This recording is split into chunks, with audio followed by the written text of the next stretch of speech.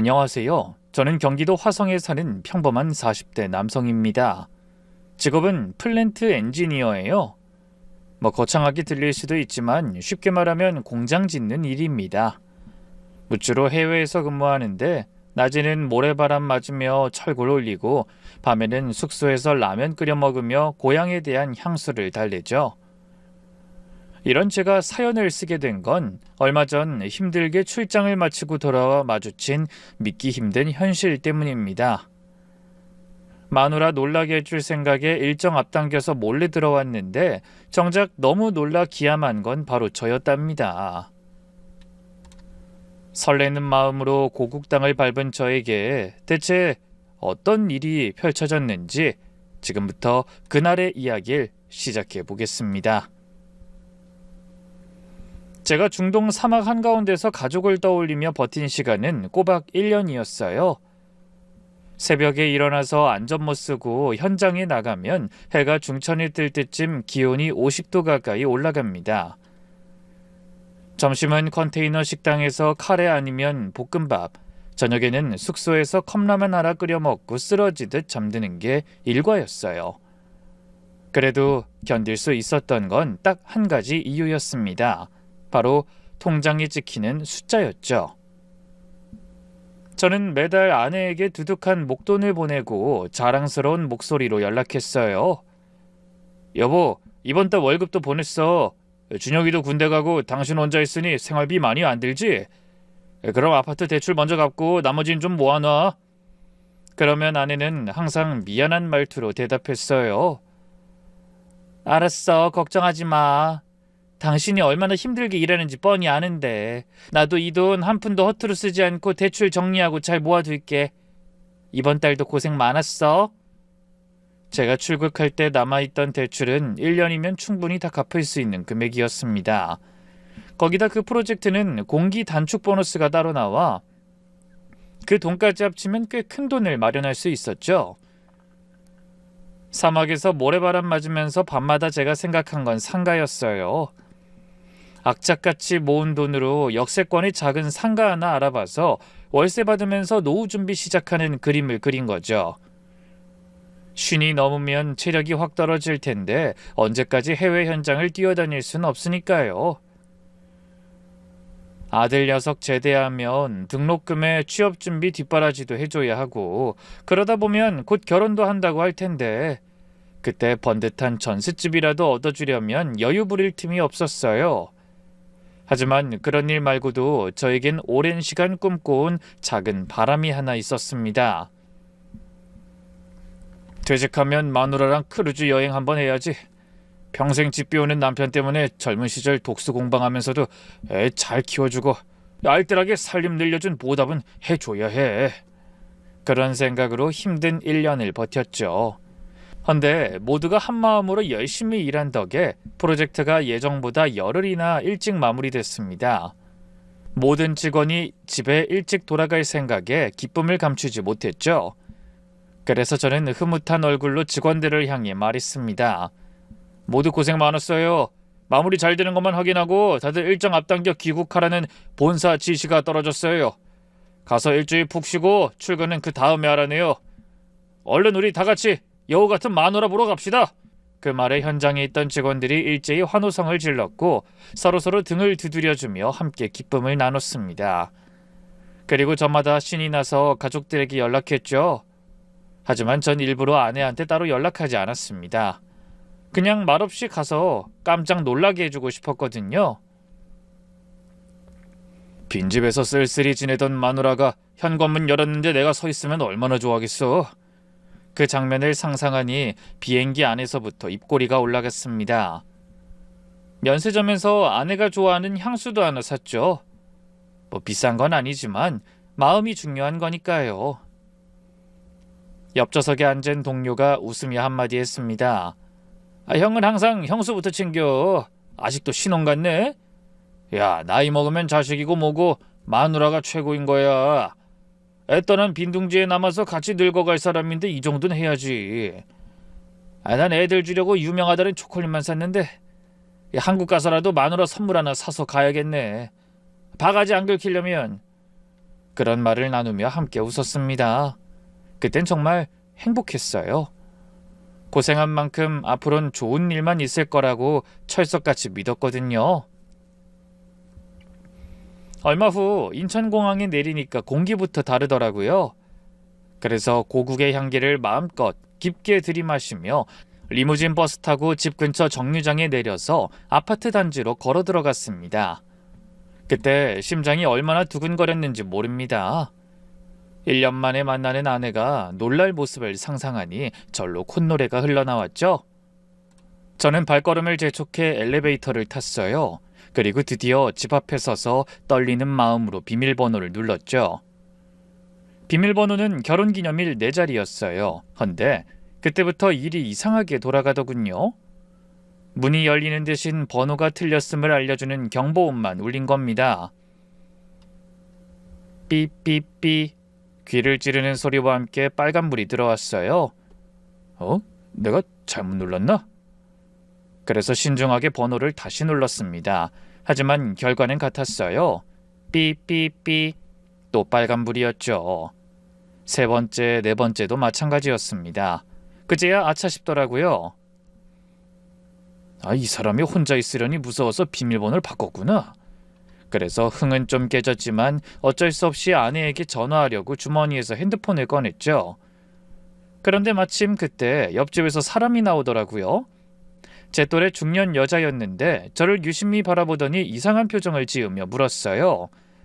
그 집엔 무슨 일로... 집주인은 제가 다 아는데 혹시 친척분이세요? 네? 새로 이사 오셨나 보네요.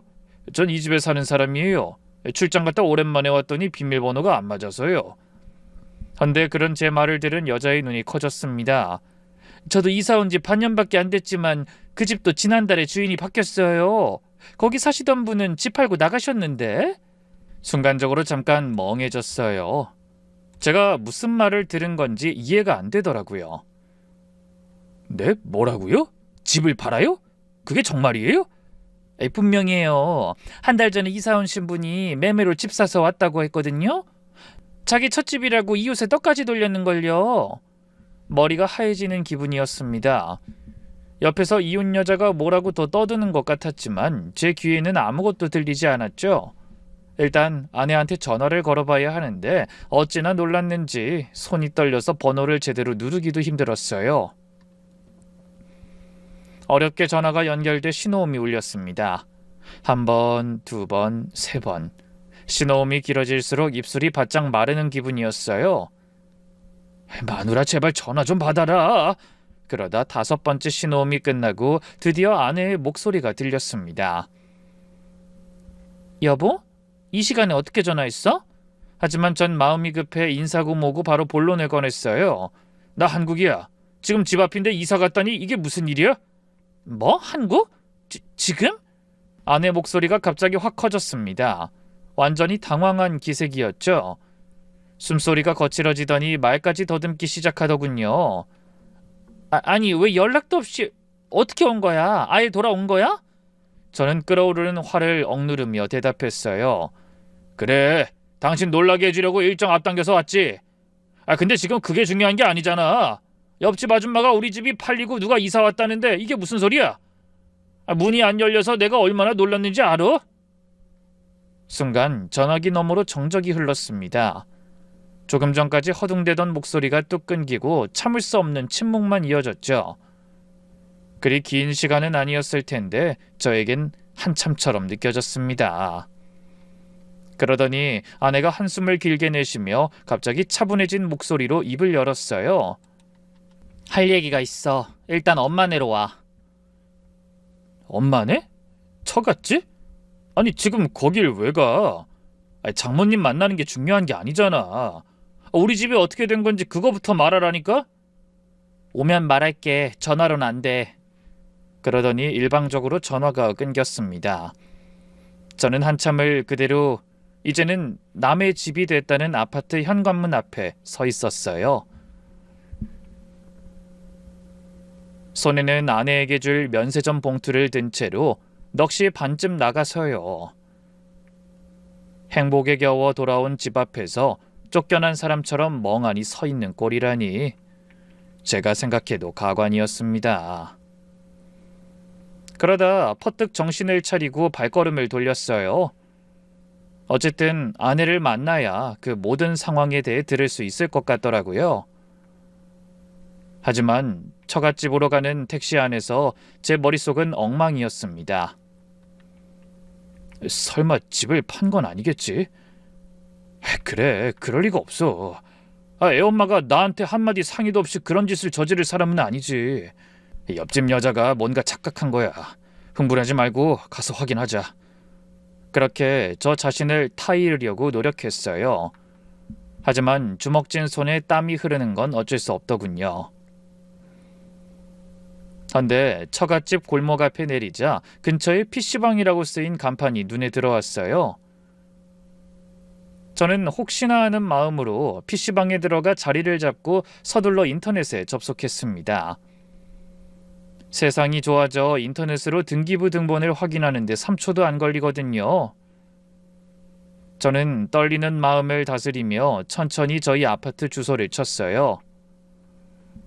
그런데 직접 눈으로 확인해 보니 정말 집의 소유주 이름이 생판 처음 보는 사람으로 바뀌어 있었습니다. 저는 놀라서 입이 떡 벌어진 채 화면을 몇 번이나 확인했어요.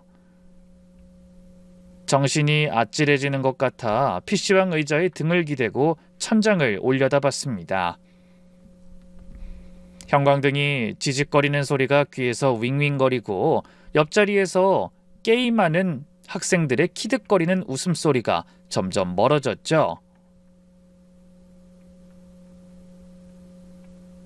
하지만 그 와중에도 제 집이 진짜 팔렸다는 사실만은 너무나 선명한 현실로 다가왔습니다.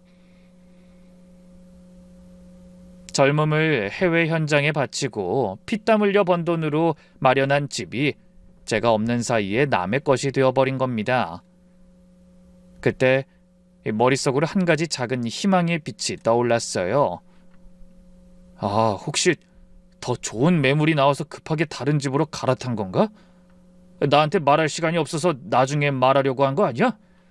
그런 생각을 하니 그래도 조금 분노가 가라앉는 것 같았습니다. 하지만 아내 입으로 직접 확인하기 전에는 아무것도 알 수가 없었죠. 그래서 PC방을 나와 발걸음을 재촉했어요. 처갓집까지 걸어가는 동안 아무 생각도 나지 않았습니다. 아니, 정확히 말하자면 생각이 너무 많아서 정리가 안 됐다는 말이 맞을 것 같네요. 잠시 후 처갓집에 도착하니 제가 올 거라는 걸 알기라도 한 듯 대문이 열려 있었어요. 저는 얼른 문을 열고 들어가 아내를 불렀습니다. 여보, 나왔어. 그러자 아내가 안방문을 열고 걸어 나오는데 그 뒤로 장모님이 이불 위에 누워 계신 게 보였어요. 좀 이상한 생각이 들었죠. 주무시나? 평소 같으면 사위 왔냐고 인사라도 하실 텐데. 그때 고개를 들고 바라보는 아내와 눈이 마주치자 저는 깜짝 놀랐습니다. 아내의 얼굴이 말이 아니었거든요. 아무리 피곤해도 얼굴은 늘 밝은 사람이었는데 그날은 마치 다른 사람처럼 표정이 너무 어둡고 얼굴도 초췌했어요. 살도 많이 빠진 것 같더군요. 볼이 푹 꺼지고 눈 밑에 거무스름하게 그림자가 내려앉아 있었습니다. 평소 제가 알던 아내의 모습이 아니었죠. 아내는 한숨을 쉬며 거실 소파를 가리키더니 힘겹게 입을 열었어요. 갑자기 와서 깜짝 놀랐어. 앉아, 할 얘기가 많아. 원래 맘 같아서는 아내를 향해 고래고래 소리 먼저 지를 작정이었는데 뭔지 모를 무거운 분위기에 저도 모르게 말문이 막혔습니다. 그래서 엉거주춤 자리에 앉아 조심스럽게 확인하듯 물었네요. 이게 어떻게 된 거야? 집은 왜 팔았어?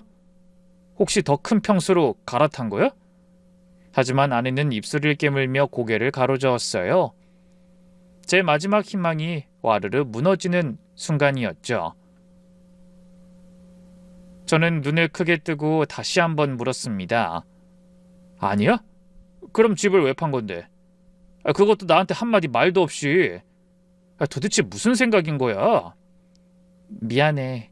먼저 말해야 했는데 입이 안 떨어져서 미루다 보니 이렇게 됐어. 그래도 당신 돌아오기 전엔 말하려고 했는데.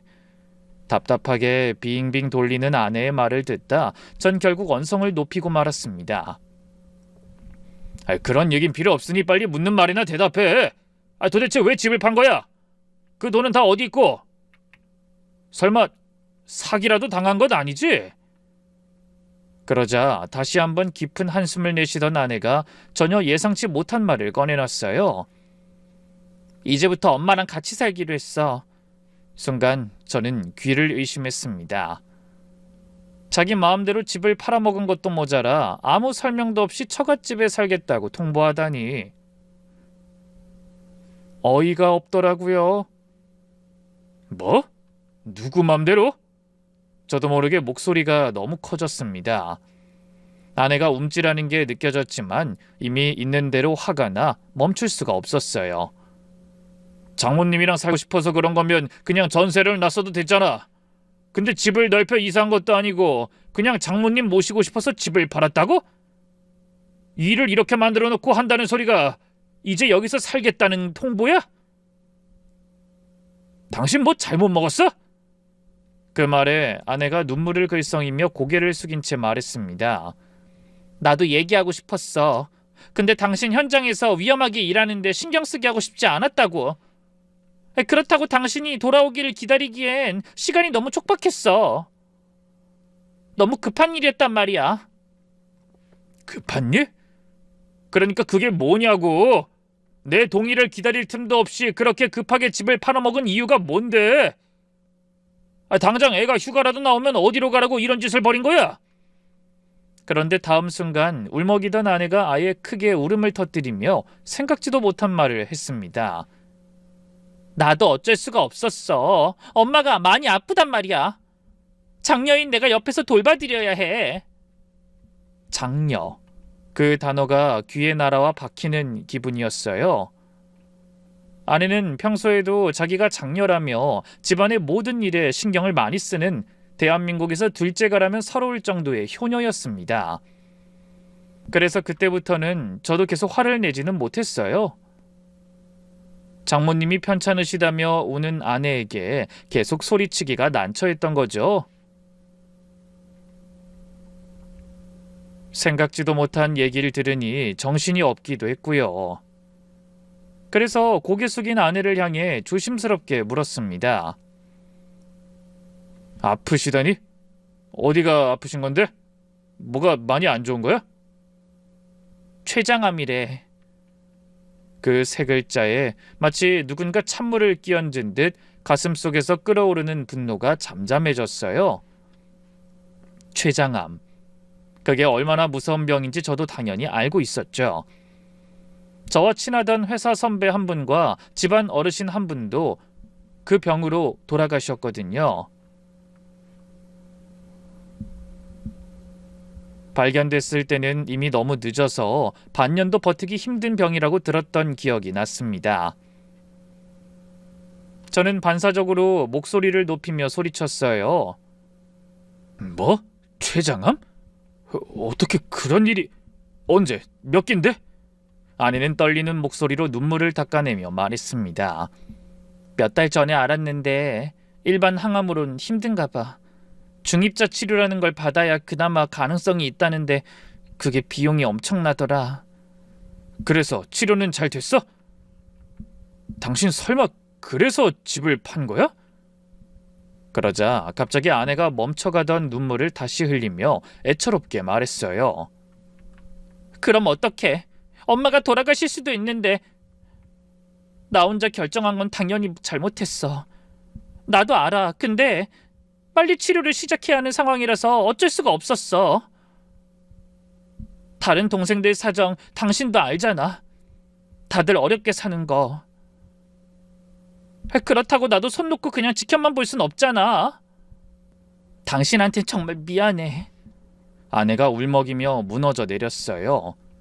안 그래도 효녀인 사람이 친정엄마가 시한부라는 말을 들었으니 정신이 나간 것도 아주 이해가 안 되는 건 아니었습니다. 당장 치료비를 마련해야 하는데 혼자 사시던 장모님은 당연히 그 돈을 감당할 형편이 아니었고 아내의 다른 형제들도 처지가 안 좋다는 건 저도 뻔히 아는 사실이었죠. 그래서 결국 고민하다 혼자 결정을 내린 모양이었습니다. 그렇다고 그 황당한 상황이 다 용서되는 건 아니었어요.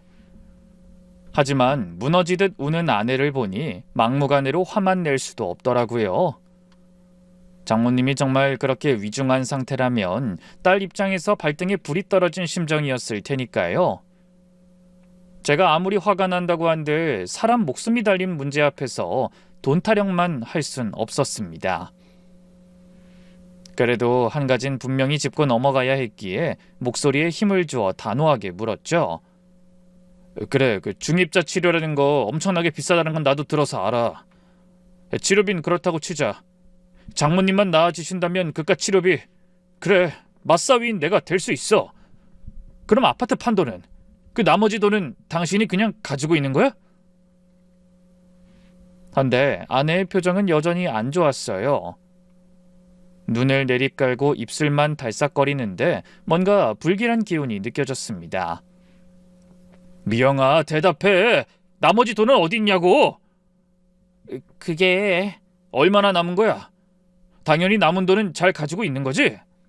하지만 제 거듭된 질문에도 아내는 아무 대답이 없었습니다. 어두운 거실에 장모님의 거친 숨소리만 새어나올 뿐 침묵만 감돌았죠. 저는 그 침묵 속에 뭔가 더 큰 비밀이 숨어 있다는 걸 직감했어요. 그래서 더욱 목소리에 힘을 실어 물었습니다. 미영아, 나 지금 장난하는 거 아니야. 솔직하게 말해. 돈이 얼마 남은 거냐고. 그거 우리 전 재산인 거 알고는 있는 거지? 그게 많이는 못 남겼어. 그 순간 등골이 서늘해지더니 갑자기 심장이 두근거리고 마음이 조급해졌어요. 많이 못 남겼다는 게 얼마야? 중이자 치료가 아무리 비싸도 몇 억이나 하는 건 아니잖아. 아무리 경기도라지만 34평 아파트를 팔았으니 그래도 돈이 꽤 남았을 거라고 생각했습니다. 중입자 치료가 비싸다고 소문났어도 그 돈이 전부 다 날아갈 정도는 아니라는 건 알고 있었으니까요. 그래서 말을 더 들어봐야 하는데 아내가 더 이상 입을 열지 않았고 그때 안방에서 장모님이 앓는 소리를 내셔서 아내가 급히 일어나 방으로 들어갔습니다. 그리고 그 뒤로 바쁘게 안방을 오가는 아내와 더는 깊은 대화를 나눌 수가 없었어요. 그래서 그날은 할 수 없이 누워 계신 장모님께 대충 인사드리고 처갓집 작은 방에 이불을 하나 깔고 누워 잠을 청해야 했습니다. 하지만 당연히 잠은 오지 않았죠. 1년 전에 출국하던 날이 떠올랐어요. 공항에서 손 흔들며 웃던 아내. 그 사람을 믿고 힘든 1년을 버텼는데 돌아와 보니 집도 없고 돈도 없고 아내는 아픈 장모님을 간병하느라 친정에 와 있고 도대체 뭐가 뭔지 모르겠더라고요.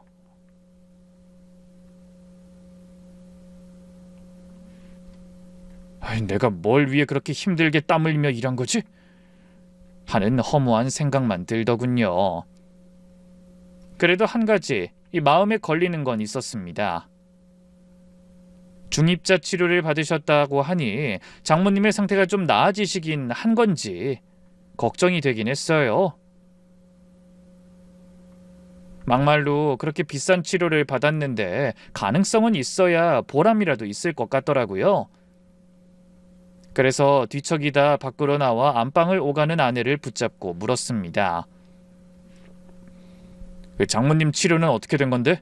아직도 많이 안 좋으신 거야?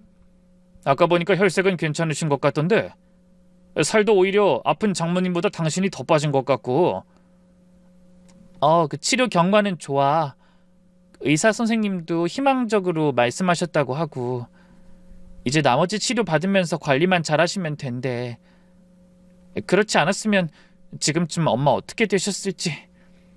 생각만 해도 앞이 캄캄해. 당신한텐 정말 미안하지만. 그러면서 또 울려고 했습니다. 그래서 저는 말을 돌렸어요. 또 울어? 운다고 뭐가 해결돼? 그리고 장모님 건강이 좋아지셨다니 그나마 불행 중 다행이지. 오늘은 더 이상 큰 소리 내지 말고 우리는 내일 잠깐 나가서 얘기하자. 확인하고 싶은 게 너무 많지만 내가 하루만 참을게. 아내는 말없이 고개를 끄덕였습니다. 저는 뒤돌아서 방으로 들어가려다 문득 궁금증이 일어 다시 몸을 돌려 물었어요. 근데 장모님 치료받으신 병원은 어디야? 중입자 치료라는 게 아무 병원에서 하는 것 같진 않던데. 아, 대학병원 어디냐 하면. 한데 아내가 말한 병원 이름을 듣는 순간 떠오르는 인물이 하나 있었습니다. 그 병원에 제 고등학교 동창이 근무하고 있었거든요. 오랜 친구라 꽤 자주 보는 사이였고 명절에도 꼬박꼬박 안부 문자를 주고받았죠. 거기 성훈이가 일하는 병원이잖아. 당신 운전도 못하는데 멀어서 다니기 힘들었겠네? 아, 그래서 병원에 오가는 건 둘째가 도맡아 했어. 걔도 먹고 사느라 정신없을 텐데 나한테만 다 맡겨두기 미안하다고. 병원 치료는 자기가 맡는다고 했거든. 걔가 보험 영업하니까 차가 있잖아. 아유, 그렇지. 처제 운전 잘하지. 그렇게 대답하곤 방으로 들어와 얼른 친구에게 카톡을 보냈습니다. 대체 장모님 상태가 어떤지 궁금했거든요. 야, 성훈아, 오랜만이다. 미안한데 부탁 좀 하자. 우리 장모님이 너희 병원에서 치료받고 계신다는데 상태가 어떤지 좀 알아봐 줄 수 있겠냐? 췌장암이라 중입자 치료 받으셨다는데 희망은 있는 건지 궁금하다. 집사람 말로는 이제 괜찮아졌다고 들었다는데 정말 그 치료면 췌장암 고칠 수 있는 거냐?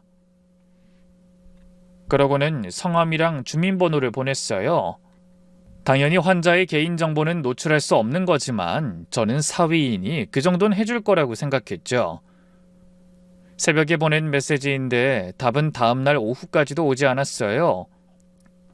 워낙에 바쁜 녀석이라 연락이 없어도 재촉하진 못했죠. 그러다 저녁 6시가 넘어서야 카톡 대신 전화가 왔더군요. 헌데 그 전화를 받는 순간 기분이 이상했습니다. 평소에는 스스럼 없이 농담도 잘하는 녀석인데 뭔가 망설이는 느낌이 들더라고요.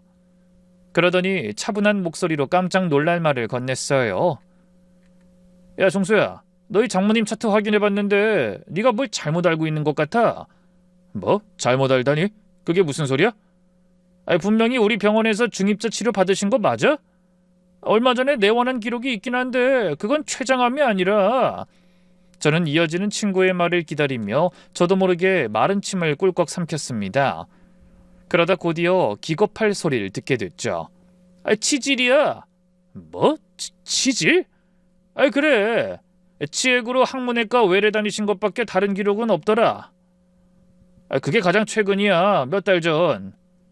전화기를 든 손에 힘이 빠졌습니다.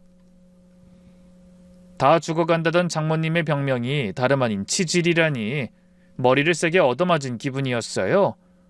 그럼 아내가 한 말은 다 뭐였을까요? 고작 장모님의 치질을 치료하기 위해 집을 팔았다는 얘기일까요? 저는 어안이 벙벙해 전화를 끊고도 한동안 아무것도 할 수가 없었습니다. 그때 문득 이런 생각이 들었어요. 성훈이가 잘못 확인한 거 아닐까? 병원에 얼마든지 동명이인도 있을 수 있잖아. 아마 바빠서 이름만 보고 착각한 게 분명해. 그래서 바로 다시 전화를 걸었습니다.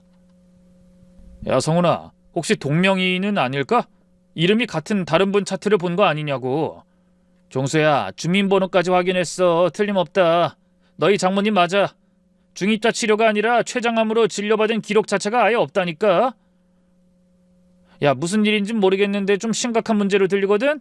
네가 직접 확인해봐야 할 것 같다. 그렇게 전화를 끊고 나니 몸이 먼저 움직였습니다. 속에서 천불이 나는 것 같아 가만히 앉아있을 수가 없더라고요. 당장 사실이 뭔지 확인해야 했죠. 저는 안방에서 장모님을 돌보고 있는 아내에게 다가갔어요. 미영아, 잠깐 나와. 급하게 할 얘기가 있어. 뭔데? 엄마 약 드실 시간이라. 하지만 저는 눈에 보이는 게 없는 상태라 꽥 하고 소리를 지르고 말았습니다. 아침부터 지금까지 계속 바쁘다고 피하기만 했잖아. 더는 못 기다리니까 지금 당장 나오라고! 그러자 아내가 놀란 눈으로 저와 장모님을 번갈아 바라보더군요. 저는 말없이 그런 아내의 팔을 잡아 끌며 현관 밖으로 나왔습니다.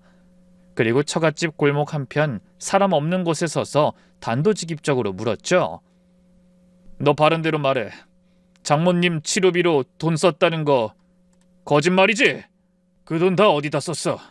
도대체 뭔 짓을 하고 돈을 날려놓고 장모님 핑계를 대는 거야? 하지만 아내는 영문을 모르겠다는 얼굴로 눈을 크게 띄고 물었어요. 갑자기 그게 무슨 소리야? 나한테 숨기는 거 있으면 지금 당장 말해. 내가 다 확인해 봤으니까!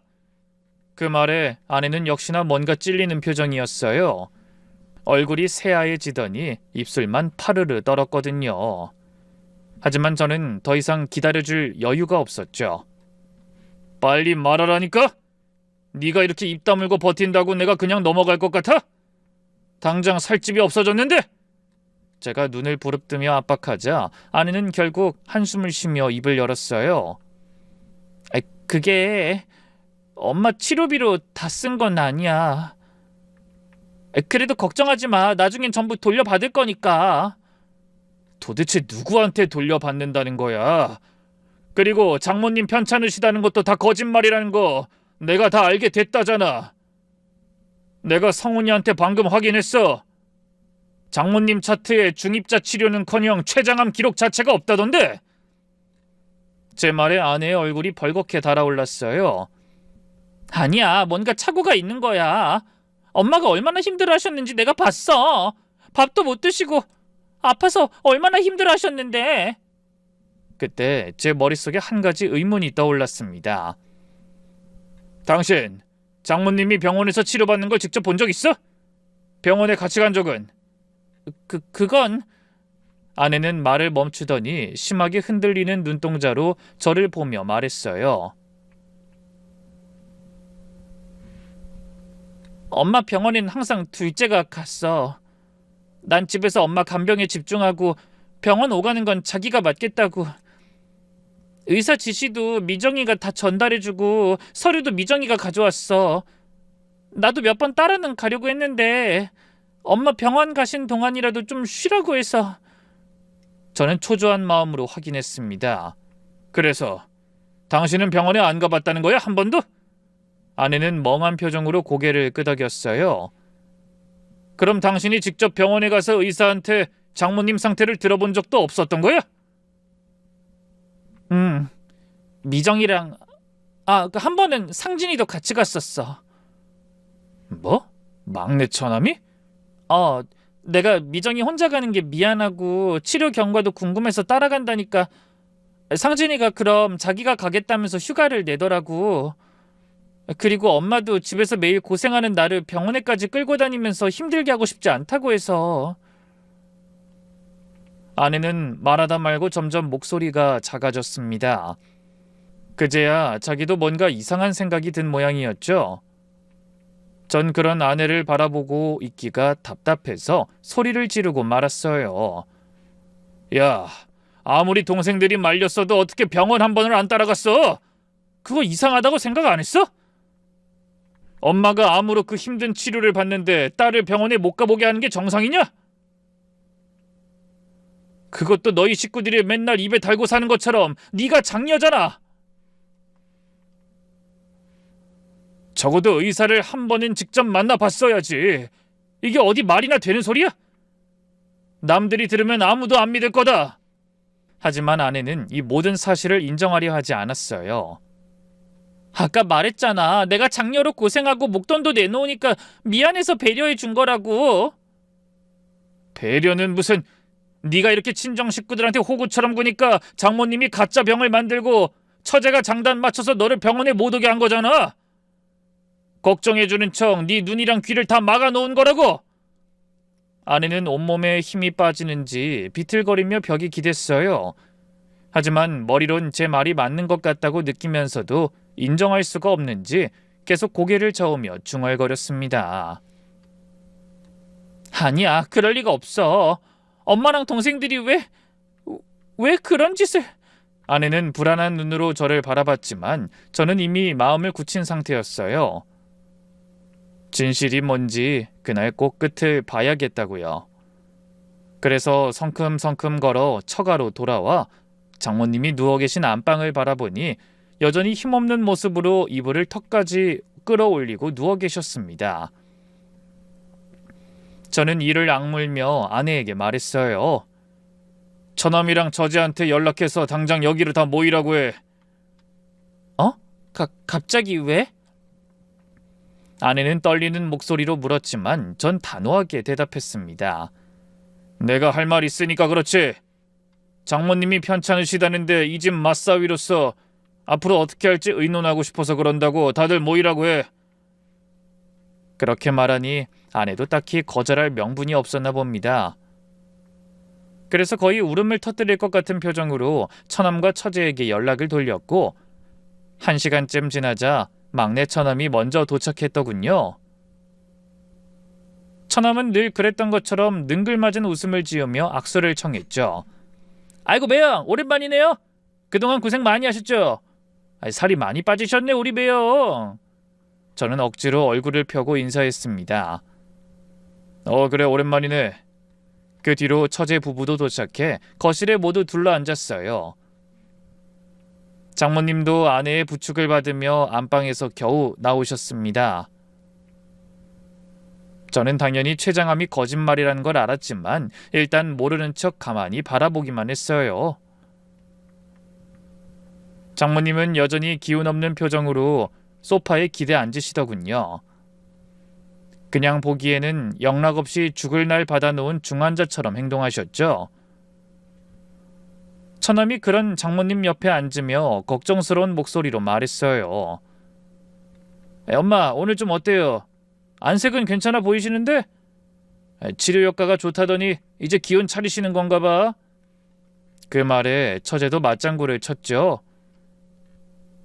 그러게 말이야. 치료비가 비싸서 그렇지 중입자 치료가 진짜 신기하다니까.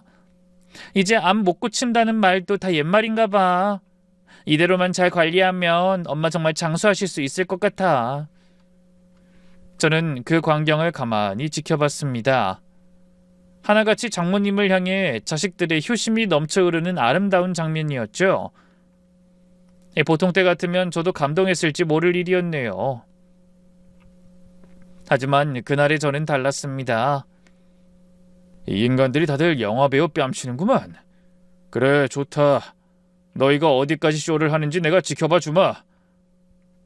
그렇게 속으로 이를 갈았어요. 그때 처남이 제 옆으로 다가와 앉더니 목소리를 낮춰 말했습니다.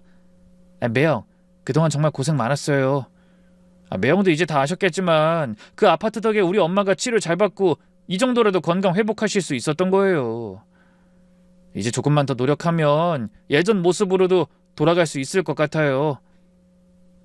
우리 삼남매가 매형한테 정말 고맙게 생각하고 있어요. 그 말에 저도 모르게 콧방귀가 나왔습니다. 그래? 나한테 고맙게 생각하고 있어? 그럼요. 매형은 우리 엄마의 은인이에요. 나도 사정만 괜찮았으면 당연히 그 치료비를 보탰을 텐데 매형도 알다시피 내 사정이 좀 그렇잖아요. 하는 일마다 잘 안 되고. 뻔뻔한 처남의 말에 속이 부글부글 끓더군요. 그래서 폭발하기 직전의 상태인데 그때 처제의 남편까지 한마디를 거들었어요. 형님, 저도 처남이랑 동감입니다.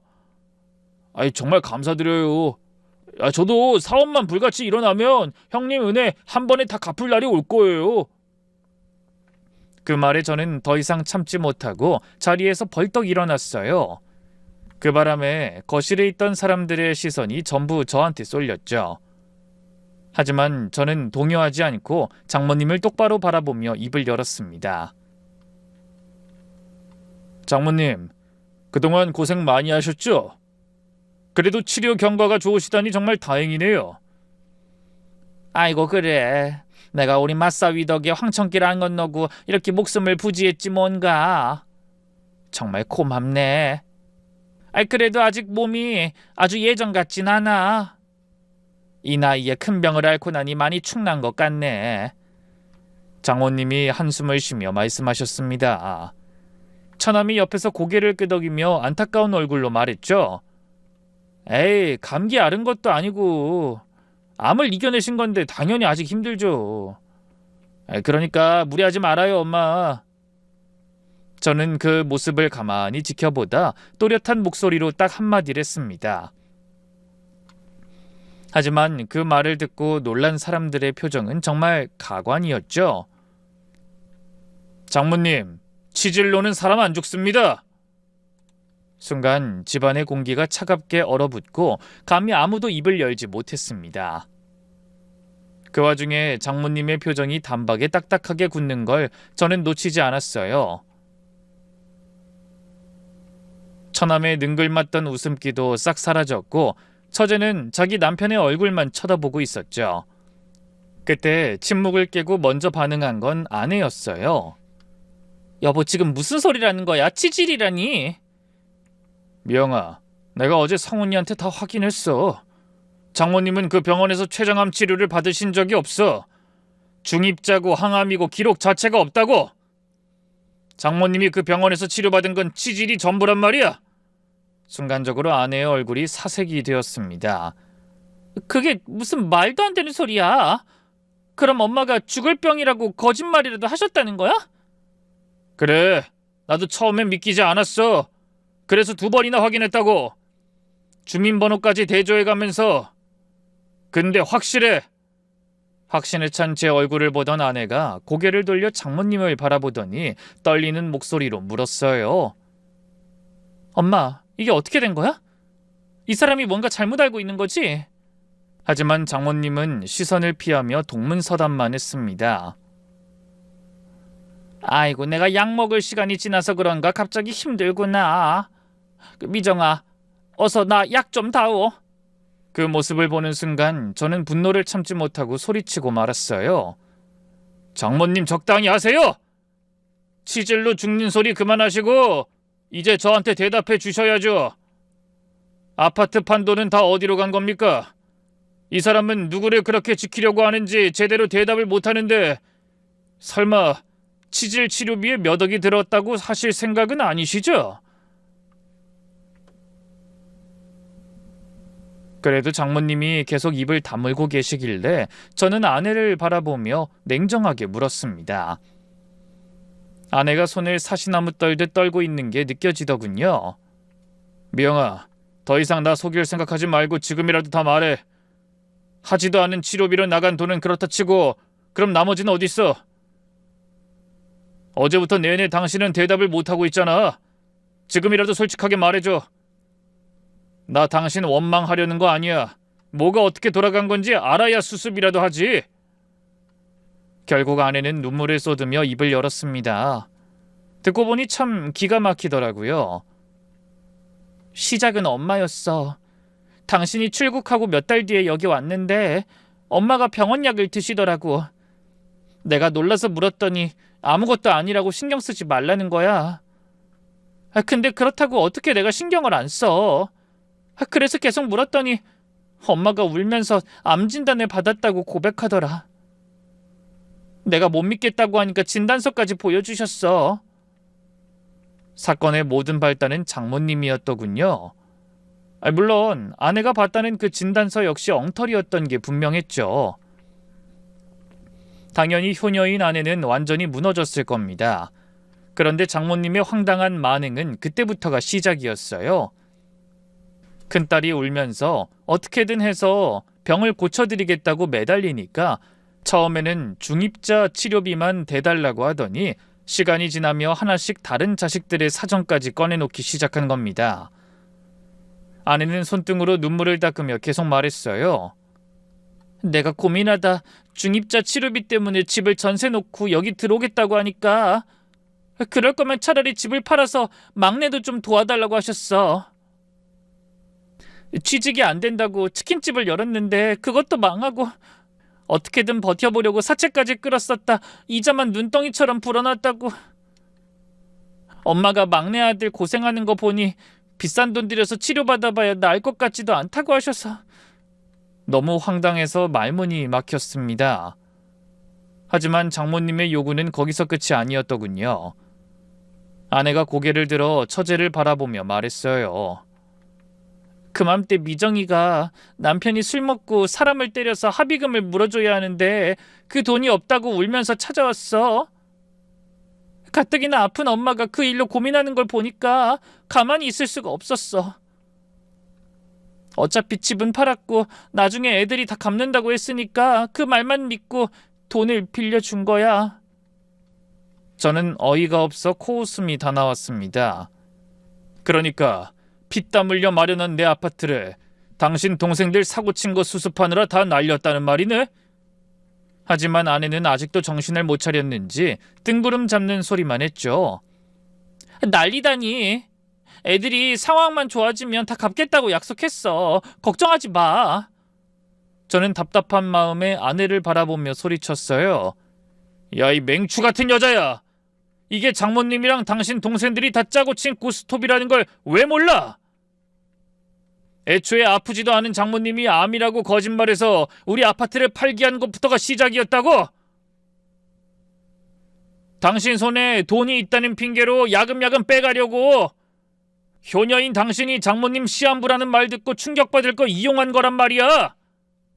아내는 결국 제가 없는 틈에 승냥이 떼처럼 달려든 친정 식구들에게 속아 전 재산이나 다름없는 집을 날린 겁니다.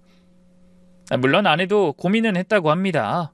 하지만 시한부 어머니의 눈물과 급박한 동생들의 사정 앞에서 결국 무릎을 꿇은 거죠. 그래서 제 이름으로 된 아파트를 팔기 위해 거짓으로 위임장을 써서 집을 팔고 그 돈으로 처남의 사채를 막고 처제 남편의 합의금을 물어줬다고 하더군요. 거기다 장모님의 가짜 치료비까지 집 한 돈이 물 흐르듯 빠져나간 겁니다. 그래도 저는 정신을 차리려 노력하며 물었습니다. 미영아, 그래서 나머지 돈은 정확히 얼마나 남은 거야? 하지만 아내의 입에서는 진짜 기가 막힌 대답이 돌아왔어요. 그게 남은 돈은 3억 정도였는데. 3억? 그래서 그건 어디 있는데? 엄마가 그 돈으로 상진이 앞으로 상가를 사주자고 하셔서. 뭐야? 처남 상가? 너 도대체 무슨 생각으로 그렇게 알뜰하게 돈을 다 퍼준 거야? 너한텐 처가 식구만 가족이고 나랑 우리 애는 어떻게 되든 상관없었어? 아니 그런 게 아니라니까. 애들이 돈을 돌려주면 그때 다시. 저는 더 이상 참지 못하고 아내를 향해 잡아먹을 듯이 외쳤습니다. 어느 세월에? 그걸 갚을 인간들이었으면 나 없는 사이에 그렇게 곶감 빼먹듯이 당신 손에 쥔 돈도 안 가져갔다고? 이제 어쩔 거야? 친정 식구들 뒤치다꺼리 하느라 전 재산 날려놓고도 아직 할 말이 있어? 하지만 아내는 억울하다는 듯 울면서 대답했어요. 당신은 내가 그렇게 대책 없는 사람인 줄 알아? 나도 다 믿는 구석이 있다고. 그러더니 방으로 들어가 서류 봉투 하나를 들고 나왔습니다. 이것 봐. 나도 애들한테 차용증 받아놨어. 그제야 저는 눈을 동그랗게 뜨고 아내를 바라봤어요. 뭐? 차용증? 그래. 애들이 분명히 1년 안에 갚는다고 해서 이렇게 다. 저는 아내가 말을 끝내기도 전에 그 봉투를 빼서 들고 차용증에 적힌 내용을 확인했어요. 그나마 다행이었죠. 뒤통수 맞는 와중에 그래도 아내가 차용증을 받아둔 겁니다. 그 모든 상황을 지켜보면서도 꿀먹은 벙어리 같던 처가 식구들은 제 손에 들린 차용증을 바라보며 벌벌 떨고 있었어요. 그때 장모님이 먼저 입을 여시더군요. 헌데 놀랍게도 그 입에서 나온 건 딸과 사위에 대한 사과가 아니었습니다. 미영이 너 설마 그 종이 쪼가리로 뭘 어떻게 해보겠다는 건 아니지? 막말로 내가 네 손에 있는 돈 뺏어서 동생들 줬냐? 네가 눈물 줄줄 흘리면서 네 손으로 준 거 아니야. 그래놓고 형식적으로 쓰라던 차용증 내밀어 동생들 목을 조이려고? 장모님이 오히려 큰 소리를 치시니 처남도 용기를 얻었는지 한마디 거들더군요. 아이 그래 누나, 가족끼리 이러는 거 아니지. 난 누나만 믿고 차용증 써준 건데 그걸로 뭐 소송이라도 걸겠다는 거야? 그러지 말고 동생들을 믿어. 우리가 꼭 갚는다고 했잖아. 그리고 매형도 그러는 거 아닙니다. 난 매형을 친형이라고 생각해왔는데 어차피 이렇게 된 거 좀 이해해 줄 수 없어요? 우리가 오죽급하면 그랬겠어요. 그 말을 듣는 순간 속이 뒤집혔습니다. 친형이라니. 주먹 쥔 손이 부들부들 떨리더군요. 그래서 목청껏 소리치려던 그 순간 갑자기 울고 있던 아내가 벌떡 일어나 미친 듯이 소리를 질렀습니다. 그 바람에 저는 말할 기회를 놓치고 말았죠. 너희가 어떻게 나한테 그딴 소리를 해? 사람 하나 등신 만들어 놓고 뭘 잘했다고? 엄마도 그래. 난 엄마가 정말 죽는 줄 알고 얼마나 무서웠는지 알아? 근데 사위 없는 틈에 큰딸 뒤통수 치려고 없는 병까지 만들어내고 그렇게 아픈 신용을 한 거야? 어떻게 그럴 수가 있어? 내가 장녀인 게 죄야? 그러더니 고개를 돌려 처제를 바라보고 말했어요. 미정이 너 그래서 나 병원에 못 따라오게 한 거였어? 엄마 진단서랑 병원 서류도 다 네가 만들어낸 가짜였지. 내가 이 사람 돌아왔을 때 뭐라고 할 말 있어야 한다고 받아놓은 그 2차용증 아니었으면 너희는 아마 돈 갚을 생각도 안 했을 거야. 그렇지? 이 집 장녀야 쪽박을 차든 남편한테 이혼을 당하든 관심도 없었던 거잖아. 하지만 처제는 울면서 고개를 저었습니다. 아니야 언니, 그런 거 아니야. 진짜 갚으려고 했다니까. 그리고 이 모든 건 우리가 하자고 한 게 아니라 다 엄마가 시킨 거야. 우리가 죽겠다고 하니까 그래도 가족 살릴 사람은 장녀밖에 없다고. 엄마가 그러자고 한 거라고. 우린 엄마가 시키는 대로 한 것밖에 없어. 하지만 아내는 동생의 말이 들리지 않는지 분노와 자괴감에 몸을 떨고 있었습니다. 가장 믿었던 부모와 가장 가까운 동생들에게 이용당했다는 사실이 아내를 무너지게 만든 것 같았죠. 그렇다고 아내가 마냥 측은하진 않았어요. 저는 저대로 믿었던 아내에게 배신당한 상처가 너무나 컸으니까요. 그래서 저는 미련 없이 방에서 짐을 챙겨 탁자 위에 놓인 차용증을 들고 현관으로 갔습니다. 아내가 허둥대며 뒤따라오더니 물었죠. 여보 어디가? 내가 정말 잘못했어. 다 봤잖아. 나도 정말 속은 거야. 글쎄, 나도 모르겠다. 생각할 시간이 필요해. 며칠만 시간을 줘. 그러고는 어깨를 들썩이며 우는 아내를 놔두고 그대로 처갓집을 나와 회사 근처 고시원에 짐을 풀었습니다. 좁은 방에 앉아 천장을 올려다보는데 머릿속에 떠오르는 건 하나뿐이었어요. 아내가 제 이름으로 된 아파트를 팔기 위해 위임장까지 위조했다는 사실이었죠. 그건 명백한 사문서 위조였어요. 법대로 하면 아내를 고소할 수도 있는 사안인 것 같았습니다. 그래서 솔직히 처음 며칠간은 진심으로 고민했어요. 그냥 신고할까? 그간의 정이고 뭐고 애엄마고 뭐고 내가 평생 뼈 빠지게 번 돈을 자기 마음대로 친정에 퍼줬는데 그 여자도 똑같이 벌 받아야 하는 거 아니야? 가족들한테 속은 건 불쌍하지만 결국 내 도장 훔쳐서 일을 만든 건 그 사람이잖아. 하지만 밤마다 잠이 안 와서 뒤척이다 보면 아들 녀석 얼굴이 떠올랐어요. 군대에서 아무것도 모르고 훈련받고 있을 녀석이 제대하고 나왔는데 아비가 엄마를 고소해서 전과자가 되어 있다면 얼마나 기가 막히겠어요. 그럼 순식간에 그 애는 전과자의 아들이 되는 거잖아요. 아무 잘못도 없는 아들한테까지 그런 상처를 줄 순 없었습니다. 그리고 아내가 그동안 제 옆에서 보여줬던 세월도 무시할 순 없었어요. 제가 해외에 나가 있는 동안 아들을 건실한 청년으로 키워주고 알뜰하게 살림하며 외롭게 버텨온 시간을 전부 거짓이었다곤 할 순 없었죠.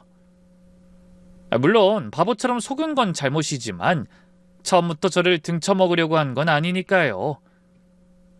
그래서 결국 위임장 건은 신고하지 않기로 마음먹었습니다. 대신 아내가 받아놓은 차용증으로 끝을 보기로 했답니다. 저는 망설임 없이 변호사 사무실을 찾아가 차용증 봉투를 탁자 위에 올려놓고 소송에 관해 물었어요. 변호사가 한 장 한 장 넘기며 고개를 끄덕이더군요. 금액, 날짜, 용도, 서명 다 있네요. 이 정도면 충분합니다. 바로 소장 접수하시죠. 한데 그때까지 뻔뻔하게 버티던 처가 식구들의 반응이 소장이 날아가자 180도 뒤집혔습니다. 먼저 처남이 가장 먼저 허둥대며 연락해 고시원 앞까지 찾아왔더라고요. 매형, 제발 이러지 말아요. 제가 잘못했어요. 시간만 좀 주면 갚을 수 있다니까요. 제발 소송은 취하해줘요. 장모님한테도 전화가 왔죠. 그 기세등등하던 목소리는 어디 가고 울먹이며 사정하시더군요. 이보게, 내가 잘못했어. 그 소송만 취하해주면 내가 막내 상가 사는데 들어간 돈은 당장 팔아서 갚겠네. 처제 부부까지 달려와 매달렸지만 제 대답은 하나였습니다. 법대로 합시다. 한때 남의 돈으로 급한 불 꺼놓고도 큰소리치던 사람들은 똥줄이 탄 얼굴로 찾아와 연신 빌었어요. 하지만 저는 뜻을 굽히지 않았고 결국 전액 반환이라는 법원의 판결이 나왔습니다. 그래서 막내 처남은 겨우 차린 작은 가게를 접으며 상가를 팔아야 했고 처제 부부는 전세 보증금을 빼고 월세로 이사를 갔죠. 장모님은 거짓 투병을 하며 딸에게 뜯어낸 돈으로 주식 투자를 한 모양인데 투자한 돈이 반토막 나는 바람에 집을 팔아야 했습니다. 그렇게 한참을 걸려 얼추 아파트를 판 돈은 거의 다 저희 부부에게 돌아왔어요.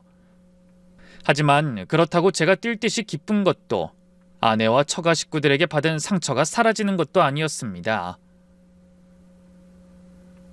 그저 씁쓸함만 잔뜩 남았죠. 그런데 모든 사건이 마무리됐다고 생각했을 때 아내가 고시원으로 찾아와 한참을 울다가 겨우 입을 열었어요. 여보, 미안해. 미련한 나 때문에 당신이 이렇게 살아야 한다니. 근데 나 이것만은 약속할게. 앞으로 다시는 이런 일 없을 거야. 그러니까 우리 이제 집 구해서 다시 시작하자. 내가 평생 사죄하는 마음으로 살게. 제발. 전 그런 아내를 물끄러미 바라봤습니다. 까칠한 얼굴, 깊게 패인 볼, 처갓집에서 봤을 때보다 더 마른 모습이었죠. 그 얼굴을 보니 마음이 아프긴 했지만 저는 이미 결심을 굳힌 뒤였습니다. 미영아, 난 이혼할 거야. 아내의 눈에서 눈물이 뚝뚝 흘러내렸습니다. 여보, 그건 안 돼. 준혁이는 어쩌고. 애 생각해서라도 제발 한 번만 용서해줘. 준혁이 이제 성인이야. 우리 사정 알게 되면 나 이해해 줄 거야. 나는 이제 당신을 원망하지 않아.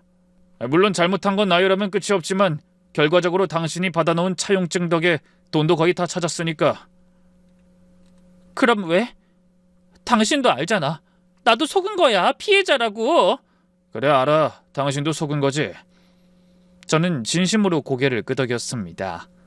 근데 미영아, 나한텐 당신이 가해자야. 내 동의 없이 위임장을 위조해서 내 집을 판 사람은 당신이잖아. 난 이제 남은 평생 당신을 믿지 못하고 땡전 한 푼 맡길 수 없을 것 같아. 이건 벌 주려고 하는 게 아니라 솔직한 내 마음이야. 우린 절대 예전으로 돌아갈 수가 없어.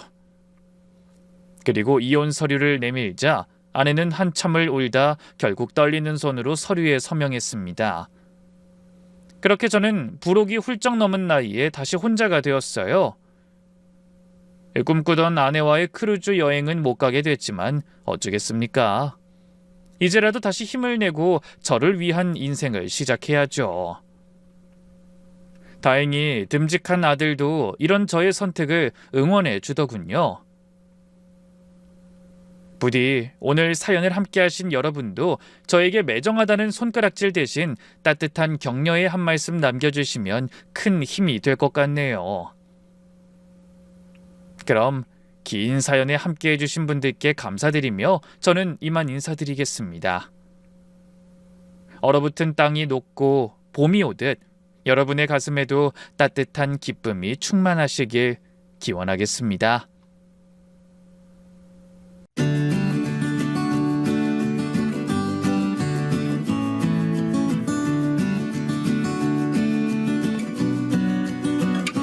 안녕하세요. 저는 경기도 하남에 사는 40대 주부입니다. 일하다 보니 30 중반이 훌쩍 넘어서야 결혼해 40이 가까워 첫 아이를 낳은 사람이죠. 그래서 지금도 늦은 나이에 육아하느라 정신없는 하루하루를 보내고 있답니다.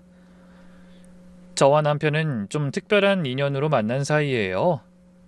어릴 때부터 이웃에 살아서 오빠 동생하며 자랐고 서로의 부모님과도 잘 알고 지내 결혼 전까지 상대방 어머니를 이모라고 부를 정도로 친밀한 사이였습니다.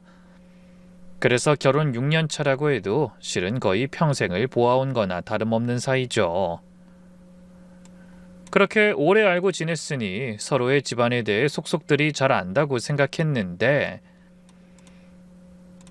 아무리 오래 봐도 모르는 게 있더라고요.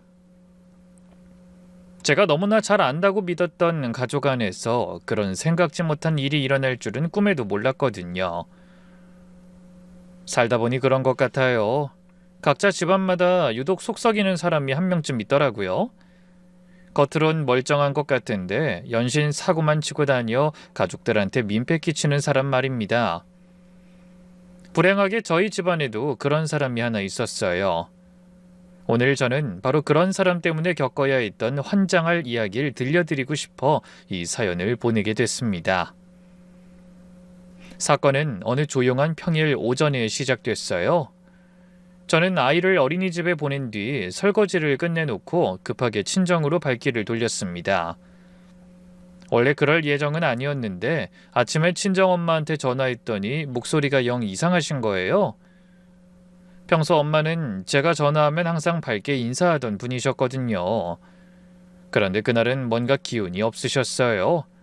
말끝이 자꾸 흐려지고 중간중간 신음 비슷한 소리를 삼키시더라고요. 저는 걱정스러운 마음에 물었죠. 엄마 왜 그래? 혹시 어디 아파? 응? 아이 아프긴 아무것도 아니야. 그냥 어젯밤에 잠을 설쳤는지 머리가 좀 띵해서 그래. 그러면서 얼른 전화를 끊으시는 거예요.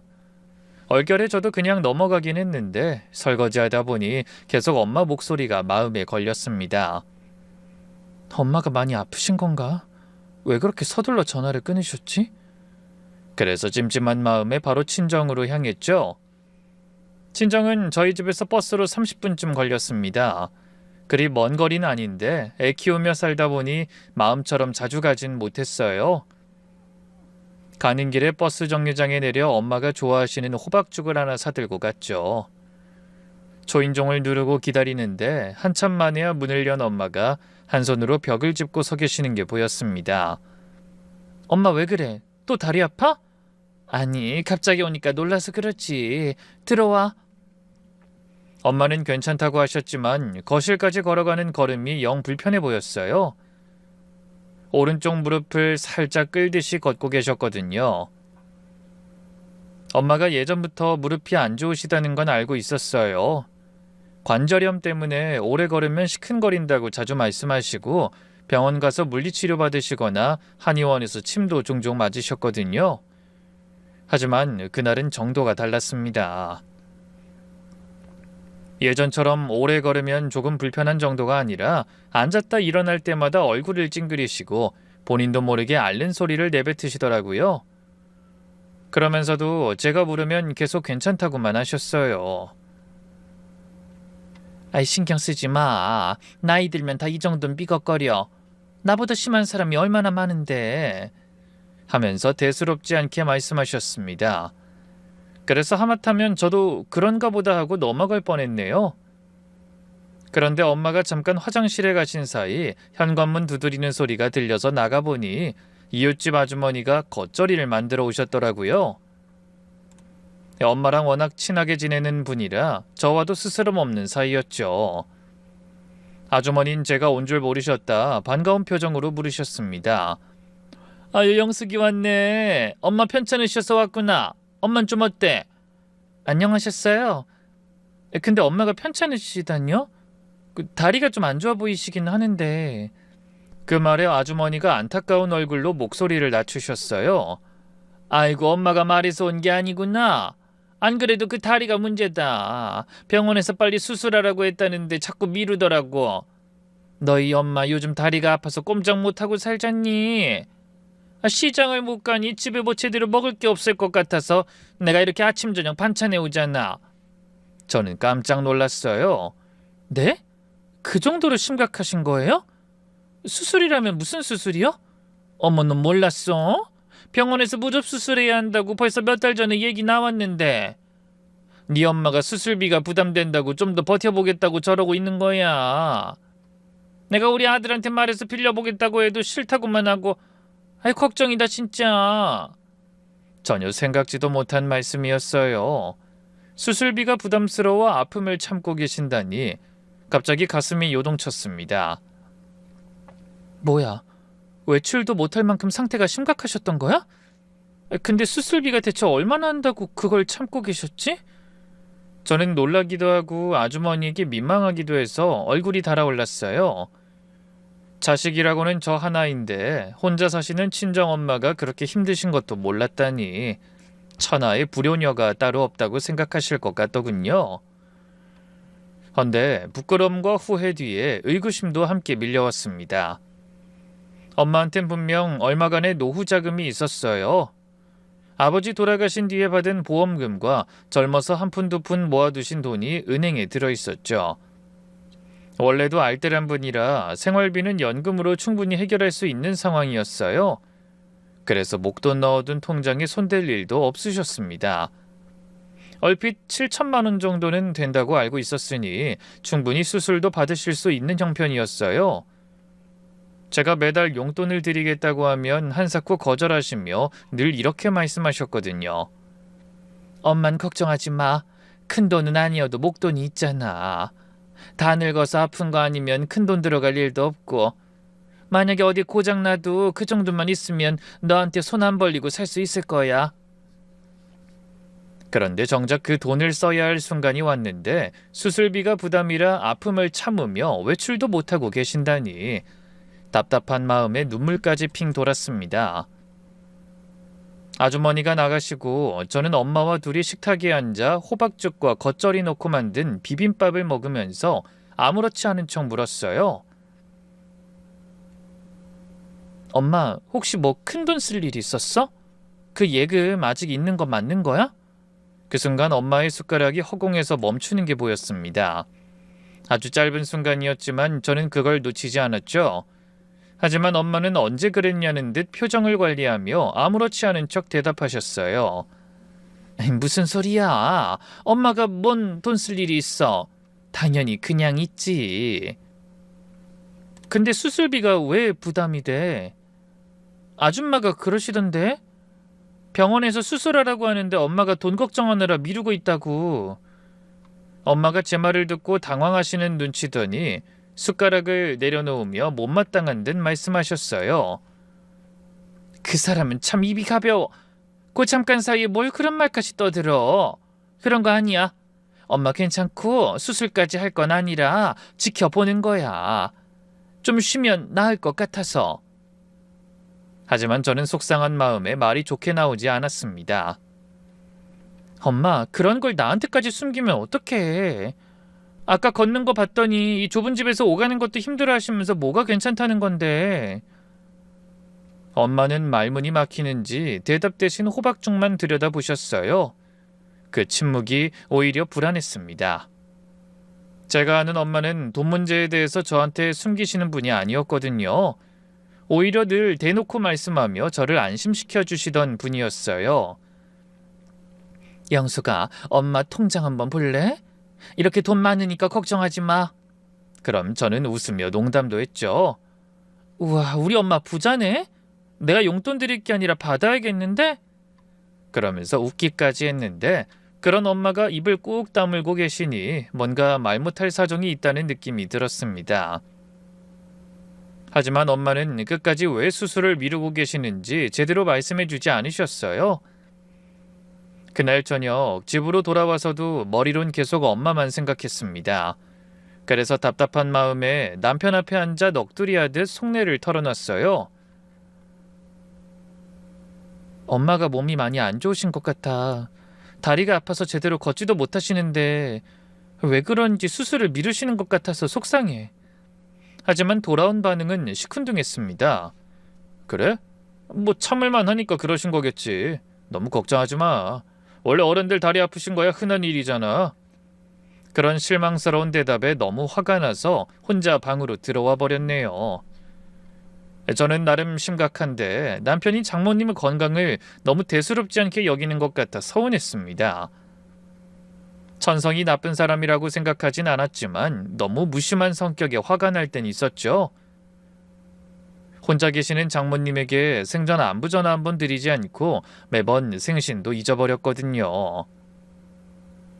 연애할 때는 그냥 남자다운 성격이라고 생각했는데 살아보니 심하다는 생각이 들더라고요.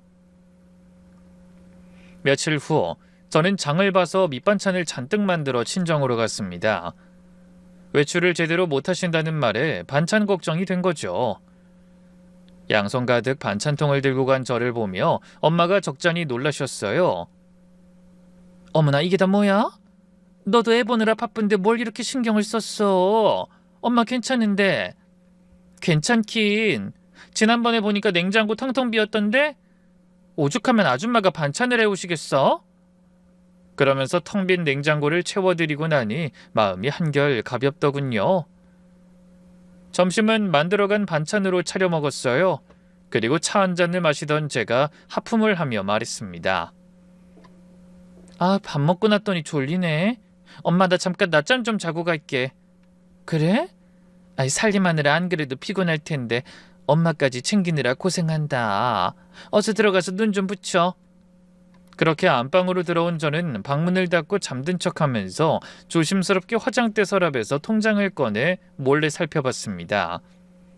마치 도둑질하는 것 같아 마음이 편치 않았지만 엄마가 아픔을 참으면서도 수술을 미루는 이유가 있을 것 같아 딸로서 가만히 있을 수가 없더라고요. 그래서 통장을 확인하던 저는 심장이 쿵 내려앉았습니다. 엄마 통장에서 수시로 목돈이 나가고 있었거든요.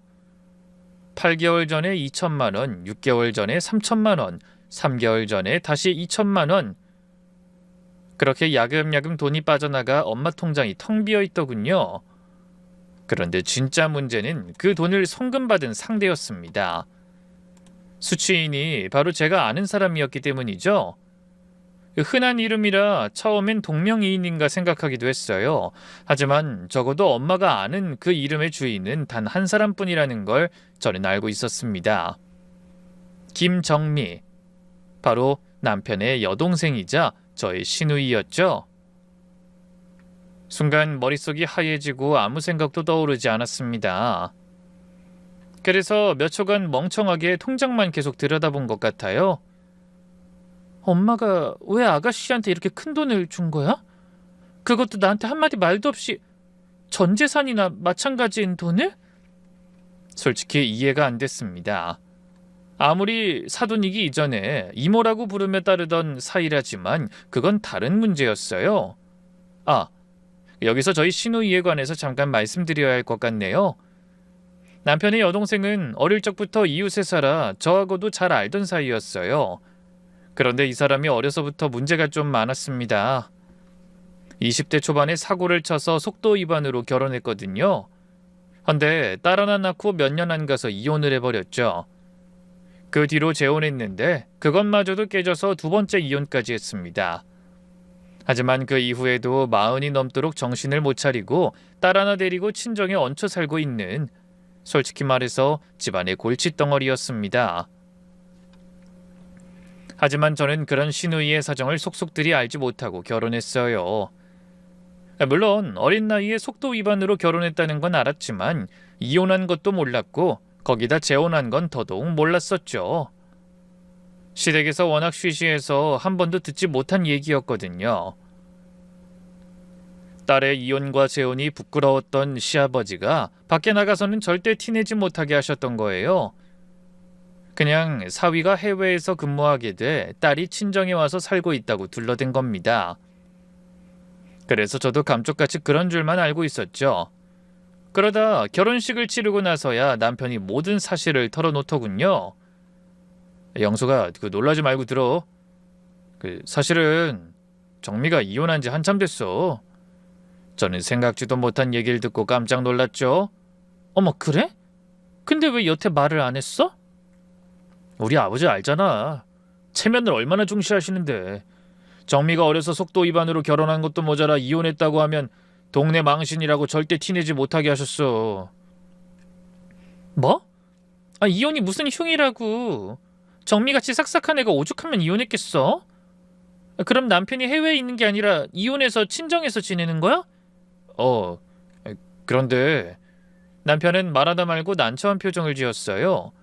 저는 뭔가 더 깊은 사연이 있는 것 같아 조심스럽게 물었습니다. 왜 그래? 뭐 더 할 말 있어? 그게 실은 영숙이가 첫 결혼에 이혼한 건 벌써 한참 전이야. 딸 하나 낳고 3년도 못 살고 헤어졌고 그 뒤로 다른 남자 만나서 5년 살다가 또 이혼한 거야. 재혼할 때는 조용히 양가 가족들만 모여서 상견례 겸 결혼식을 대신해서 가족 말고는 잘 몰랐지. 생각지도 못한 얘기를 듣고 놀라긴 했지만 사실 그땐 별로 심각하게 여기지 않았습니다. 이혼에는 각자 사정이 있기 마련이니 2번 이혼했다는 이유만으로 색안경 쓰고 보긴 싫었거든요.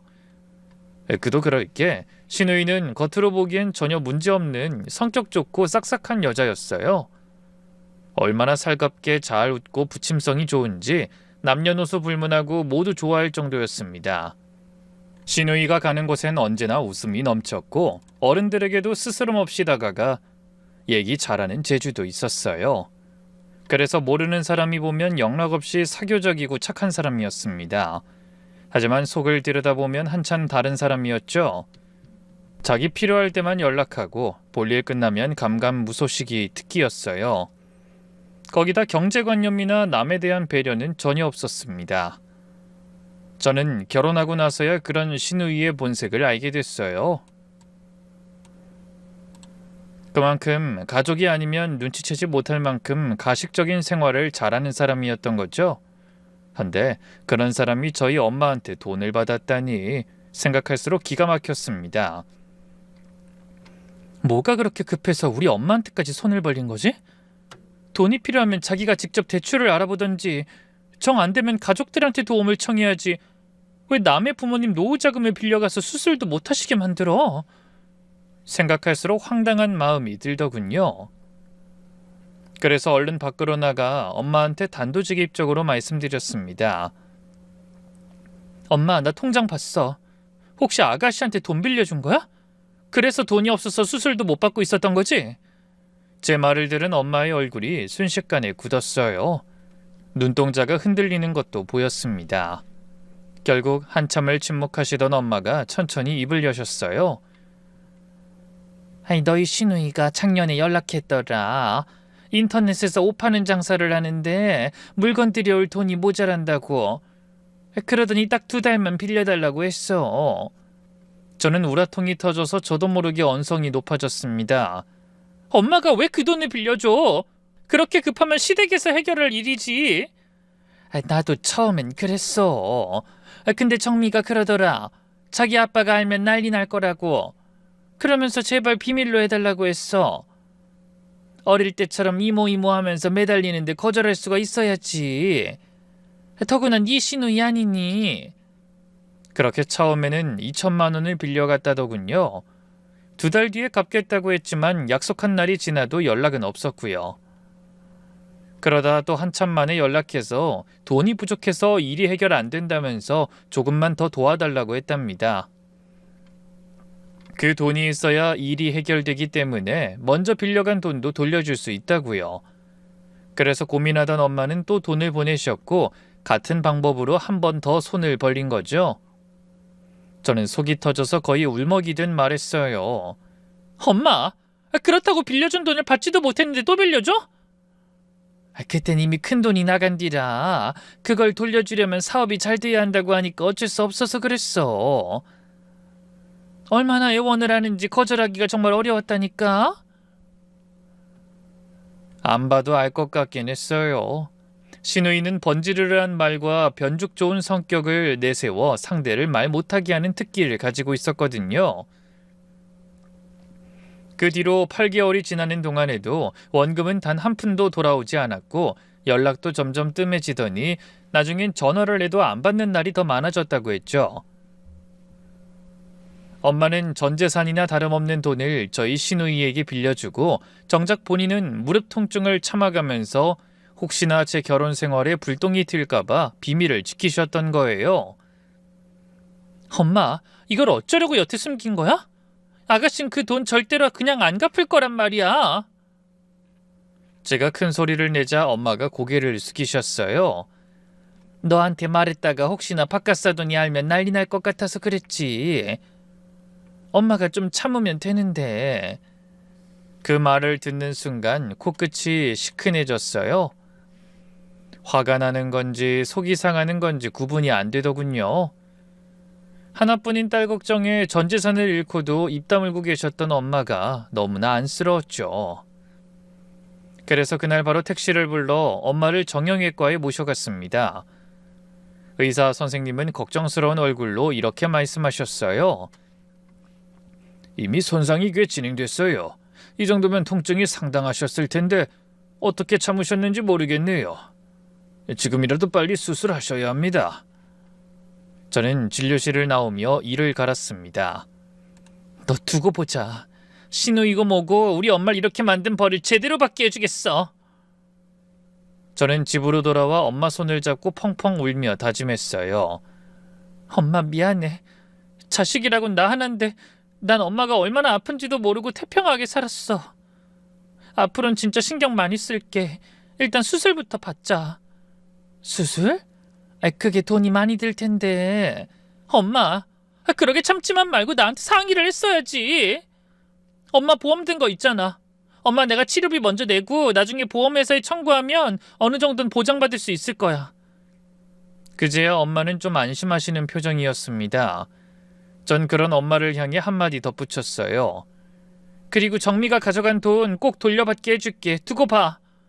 하지만 엄만 여전히 걱정이 되는지 근심 가득한 표정으로 대답하셨죠.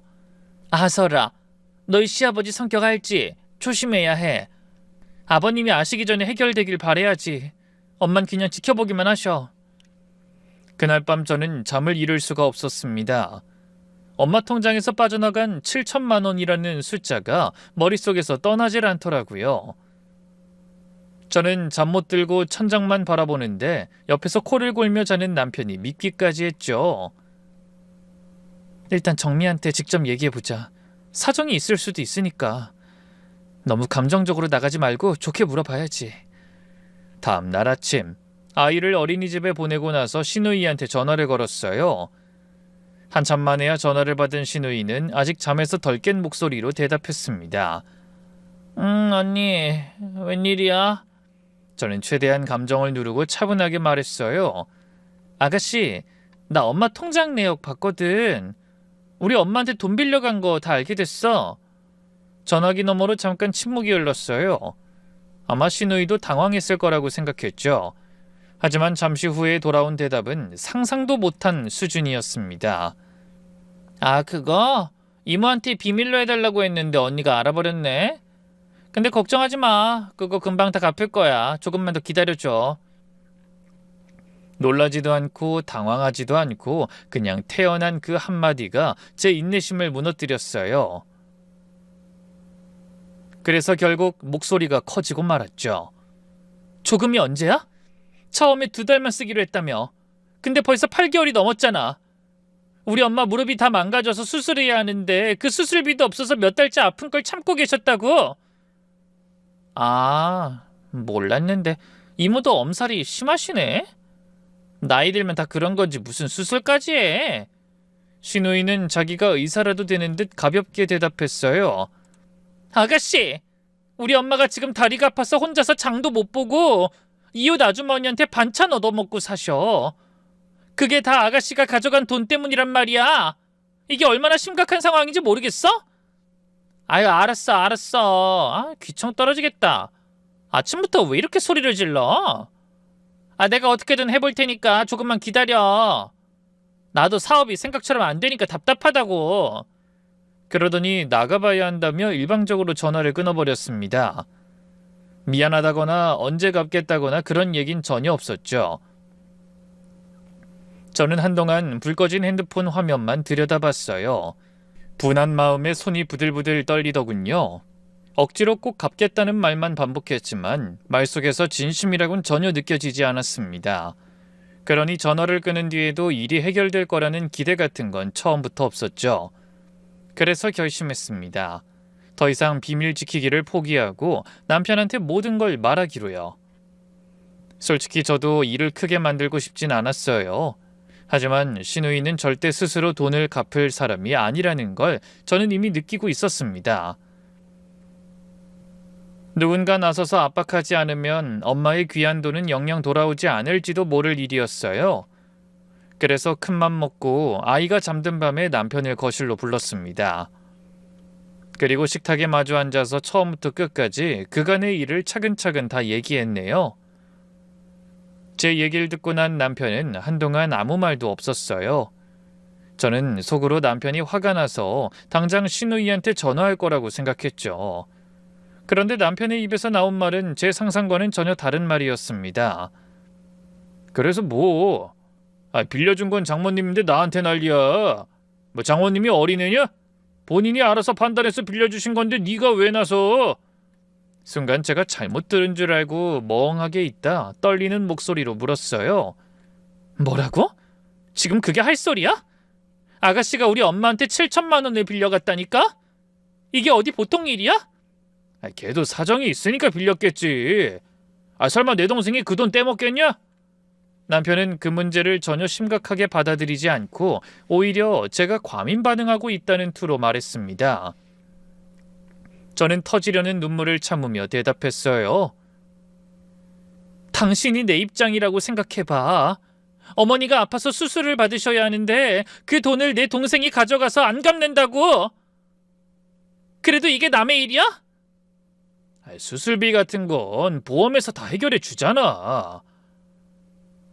정미도 오죽 급하면 장모님한테 돈을 빌렸겠어? 괜히 독촉하지 말고 기다려. 그 말에 더 화가 올라왔지만 애가 깰까봐 조심조심 말했습니다. 돈이 있어야 수술비를 내고 보험에 청구를 하지. 병원비 영수증도 없는데 알아서 먼저 돈을 주는 보험이 어딨니? 우리 엄마가 밥도 제대로 못 먹고 남한테 반찬 얻어먹으면서 버티고 있다고. 근데 당신 동생은 갚을 생각도 없단 말이야. 그런 제 말에 남편은 짜증난다는 데 쏘아붙였어요. 야, 그 돈 내가 빌렸냐? 꼬우면 네가 받아와. 왜 자꾸 나한테 난리야? 가슴이 쿵 내려앉았습니다.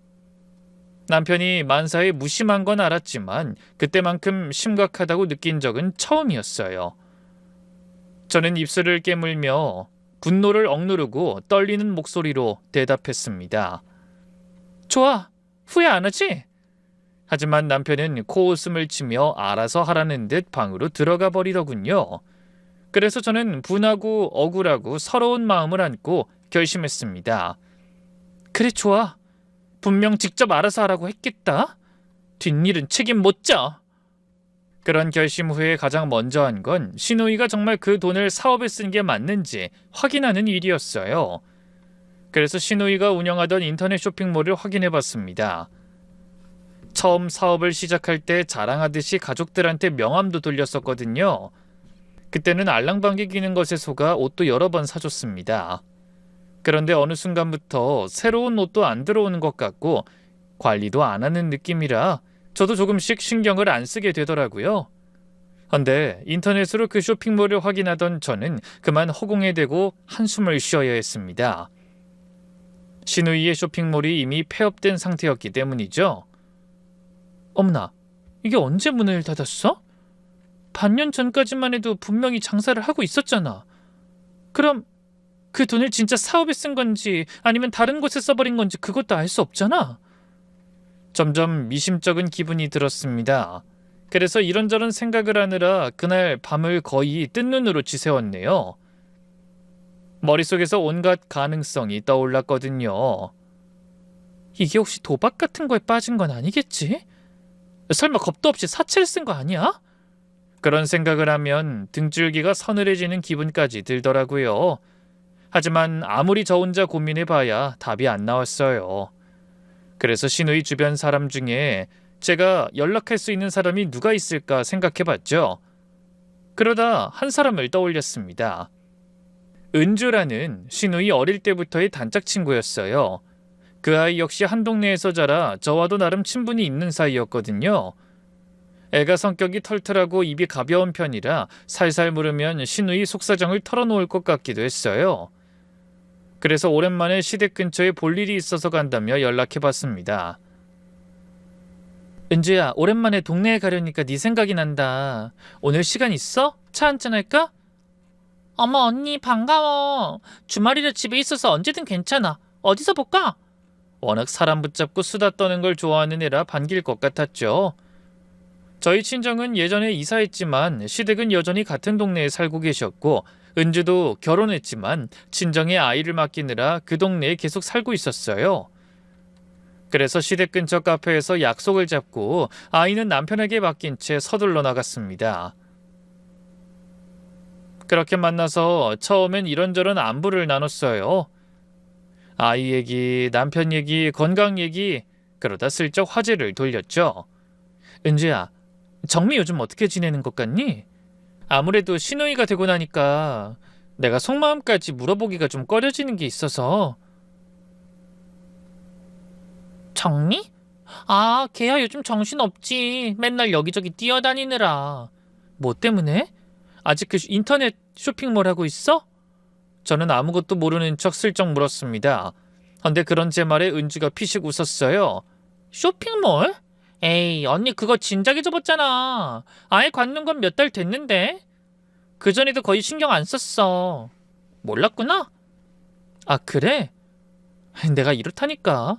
사업 시작할 때는 신경 써서 옷도 팔아주고 그랬는데 요즘은 애 때문에 정신이 없어서 몰랐어. 그럼 요즘은 뭐하고 다니느라 바쁜 건데? 은주가 차가운 커피를 한 모금 마시고는 뭔가 재미난 얘기를 하듯 목소리를 낮추며 이런 말을 꺼내더라고요. 언니, 이건 좀 황당한 얘긴데 정미가 요즘 자기 딸 연예인 만든다고 난리야. 전혀 생각지도 못한 말에 눈이 저절로 커졌습니다. 뭐? 연예인? 응, 걔가 키도 크고 이쁘장하잖아. 그래서 무슨 기획사 사장이라는 사람이 연예인으로 키워준다고 했다나 봐. 그래서 정미가 완전히 혹해가지고. 한참 궁금증이 올라가는데 은주가 갑자기 말을 멈추더니 주위를 한번 둘러봤어요. 그러고는 얼굴을 앞으로 바짝 내밀며 조그맣게 말했죠. 그 기획사 사장한테 돈을 막 갖다 바치고 있더라니까. 심장이 덜컥 내려앉는 기분이었습니다. 커피잔을 들고 있던 손에 힘이 풀려서 하마터면 쏟을 뻔했네요. 돈을? 얼마나? 나도 그것까진 정확히 모르지. 근데 대충 들어봐도 꽤 큰 돈이야. 연기 연습시킨다, 영화 감독들한테 사진 돌려야 한다, 오디션 준비한다. 그러면서 돈을 달라고 하는 모양이야. 아니 그게 가능성은 있는 얘기야? 아니, 솔직히 내 생각은 아닌 것 같아. 그래서 나도 말렸지. 그 사람은 어떻게 믿고 돈이고 애고 맡기냐고. 근데 언니도 정미 성격 알잖아. 걔가 어디 남의 말 듣는 애야? 오히려 모르면서 참견한다고 나한테 화를 내더라니까. 저는 마른 침을 꿀꺽 삼키면서 물었어요. 그 돈은 어디서 난 거래? 사업도 접었으면 정미가 따로 돈 나올 구석이 없잖아. 이제 애도 커서 양육비도 따로 못 받는데. 글쎄, 그건 나도 모르지. 언니는 시아버지 성격에 그런 돈을 내주셨을 리도 없고. 뭐 아마 어디서 빌렸겠지? 은주는 가볍게 한 말이었지만 그 어디가 바로 저희 엄마라는 걸 전 알 수 있었습니다. 신우이가 가져간 건 사업 자금이 아니었어요.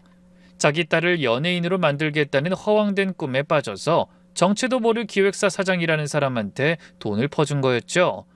그것도 저희 엄마의 전 재산이나 마찬가지인 돈을 말입니다. 저는 웃으며 만났던 은주와 사색이 든 얼굴로 헤어졌습니다. 머리가 복잡해서 카페를 나와서도 한동안 아무것도 할 수가 없었어요. 이걸 어쩌지? 사업도 아니고 연예인 기획사라니, 이게 정말 가능한 일이야? 아니지, 정말 제대로 된 기획사면 그딴 돈을 요구할 리가 없어. 분명 사기 같은데. 분노와 허탈함이 동시에 밀려왔어요. 저희 엄마가 아픈 다리를 끌면서 수술도 못 받고 버티는 동안 시누이는 정체 모를 사기꾼의 배를 불려주고 있었던 겁니다. 시누이가 밉고 원망스러운 건 당연하고 이 상황을 어떻게 해결해야 할지 너무나 막막했습니다. 사기꾼한테 넘어간 돈을 제가 무슨 수로 받아내겠어요? 이건 저 혼자 해결할 수준의 문제가 아니라는 걸 깨닫게 됐죠. 그렇다고 남편한테 말해봐야 별 소용은 없고 또 싸움만 날 것 같았어요. 꼬우면 알아서 받아오라고 막말하던 사람을 어떻게 믿나요? 그래서 저는 내친김에 아예 시댁으로 발길을 돌렸습니다. 남편이 분명 알아서 하라고 했고 후회 안 한다고도 했잖아요. 그렇지만 저 역시 그게 쉬운 결정은 아니었습니다. 제가 앞서 말씀드렸죠. 저희 시아버지는 체면을 목숨처럼 여기시는 분이라고요. 거기다 성격도 정말 화끈하고 불같으시죠. 시누이의 이혼과 재혼도 무척 못마땅히 하셨다는데 이런 터무니없는 일까지 저지르고 다닌 걸 알면 집안에 난리가 나는 건 시간 문제였습니다. 그래서 시누이도 그렇게 자기 집에는 비밀로 해달라고 저희 엄마한테 부탁한 거고요. 그리고 아버님이 어떤 분인지 아는 제가 섣불리 그 사실을 말씀드리지 못할 거라는 걸 아니까 오히려 더 배짱을 튕기는 것 같더라고요. 막말로 이 남편과 이혼을 불사하는 게 아니라면 아버님을 건드리지 말아야 한다는 이 가족 간의 불문율 같은 게 있었던 거죠. 특히 시누이 문제에서는 더 그랬어요. 가능한 조용히 시어머니 선에서 수습하고 아버님 귀에는 절대 들어가지 않도록 해야 했습니다. 만약 들키는 날에는 수습이 아니라 폭발이 될 게 뻔했으니까요. 며느리인 저도 남편도 시어머니도 시누이 본인조차도 그 규칙만큼은 철저히 지켜왔어요. 하지만 그 순간 저에게는 그런 게 중요하지 않았습니다. 먼저 선을 넘은 건 시누이잖아요. 어디 건드릴 사람이 없어서 저희 엄마를 건드리나요? 도저히 감싸주고 넘어갈 수준이 아니었습니다. 게다가 가뜩이나 화나는 마당에 남편까지 정 떨어지게 구는데 제가 언제까지 비밀을 지켜줘야겠어요? 그래서 저는 그날 그 불문율을 깨기로 마음먹었습니다. 잠시 후 시댁 대문 앞에 도착해서 한참을 서 있었어요. 초인종을 누르려다 손을 내리고 또 올리고 그걸 몇 번이나 반복했죠. 심장 뛰는 소리가 어찌나 크게 들리는지 심장이 귀 옆에 있는 것 같더라고요. 시누이의 가공할 비밀을 밝히고 나면 돌이킬 수 없다는 걸 알고 있었으니까요. 지금 돌아서면 아무 일 없던 걸로 할 수 있어. 시간이 지나면 정미가 알아서 갚을 수도 있고. 아니야. 지금까지도 저렇게 태평한데 무슨 수로. 이대로 손 놓고 있으면 엄마 돈은 영영 못 받을지도 몰라. 그렇다고 시누이를 고소하는 것보단 이 방법이 낫잖아. 그렇게 갈등하다 크게 심호흡을 한 뒤 초인종을 눌렀습니다. 사실 그때 저는 이혼도 불사한다는 각오까지 한 상태였어요. 남편도 꼴보기 싫고 돈은 받아야겠으니 이판사판이었던 거죠. 문이 열리고 안으로 들어가자 시어머니가 의아한 표정으로 저를 바라보셨어요. 영수가, 말도 없이 무슨 일이야? 너 혼자 온 거니? 네, 애는 그이가 보고 있어요. 제가 잠깐 드릴 말씀이 있거든요. 그래, 들어봐. 근데 아버지 안방에서 낮잠 주무시니까 조용히 주방에서 얘기하자. 시아버지가 주무시고 계시다는 말에 솔직히 안도가 됐어요. 원래 아버님한테 직접 말씀드리겠다며 대차게 시댁에 들어섰지만 막상 오고 나니 다리에 힘이 풀리더라고요. 마음의 준비가 덜 됐던 모양입니다. 그래서 생각을 바꿨어요. 먼저 시어머니한테 말씀드리고 반응을 본 뒤 터뜨려도 늦지 않을 거라고 생각이 든 거죠. 어머니가 나서서 해결하실 수 있으면 굳이 시아버지까지 끌어들이지 않아도 되니까요. 그래서 주방 식탁에 마주 앉아 마음을 정리했습니다. 시어머니가 냉장고에서 식혜를 꺼내주시는데 그걸 마실 여유도 없어 그냥 식혜잔을 식탁 위에 올려놓고 바로 본론을 꺼냈어요. 어머니, 놀라지 마시고 들어주세요. 시어머니는 제 표정을 살피시더니 살짝 긴장하는 눈치였습니다. 아니 뭔데 그래? 정훈이랑 싸웠니? 아니요, 그런 게 아니라 아가씨 얘기예요. 신우이 얘기가 나오자 시어머니의 눈빛이 미세하게 흔들리는 게 느껴졌습니다. 하지만 금세 표정을 수습하며 차분하게 물으셨죠. 정미가 왜? 무슨 일인데? 어머니, 아가씨가 저희 친정엄마한테 사업 자금이 필요하다면서 돈을 빌려갔어요. 그런데 그게 한두 푼이 아니더라고요. 저는 시어머니 눈을 똑바로 바라보면서 말했습니다. 헌데 어머니의 반응이 제 예상과 완전히 달랐어요. 당연히 깜짝 놀라실 줄 알았거든요. 그런데 어머니는 놀라는 대신 눈을 살짝 감으시더니 길게 한숨을 내쉬셨어요. 분명 이미 알고 있던 사람의 반응이었습니다. 그래서 오히려 제가 놀라며 물었죠. 어머니, 혹시 알고 계셨던 거예요? 시어머니는 대답 대신 식혜잔을 만지작거리면서 시선을 아래로 떨구셨어요. 저는 애가 타는 마음으로 한 번 더 물었습니다. 어머니, 아가씨가 빌려간 돈 때문에 저희 엄마가 무릎 수술도 못 받고 계셨어요. 통증을 참느라 혼자서 장도 못 보고 힘들게 살면서도 아가씨 비밀 지켜주려고 저한테 말씀도 못 하셨다고요. 근데 그걸 아시면서 가만히 계셨던 거예요? 그제야 시어머니가 고개를 드셨는데 눈가가 벌겋더라고요. 뭐? 아이 사돈이 그렇게까지 힘드신 줄은 몰랐어. 정미가 나한텐 잘 해결되고 있다고만 했거든. 전혀요. 작년에 빌려간 돈을 한 푼도 안 갚았는데 그게 잘 해결되는 거예요? 저희 엄마 카드도 없이 알뜰하게 살아오신 분인 거 어머니가 누구보다 잘 아시죠?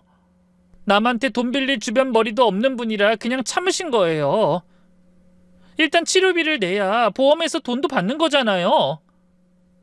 시어머니가 입술을 깨물며 손등에 핏줄이 붉어질 만큼 식혜잔에 꽉 쥐고 계셨습니다. 하지만 저는 너무 속이 상해서 어머니의 마음을 돌아볼 여유가 없었죠. 어머니, 아가씨가 빌려간 돈이 자그마치 7천이에요. 7천! 뭐? 정미가 나한테 말한 건 그 정도가 아니었는데 2, 3천 정도 빌렸는데 금방 갚겠다고만 했어.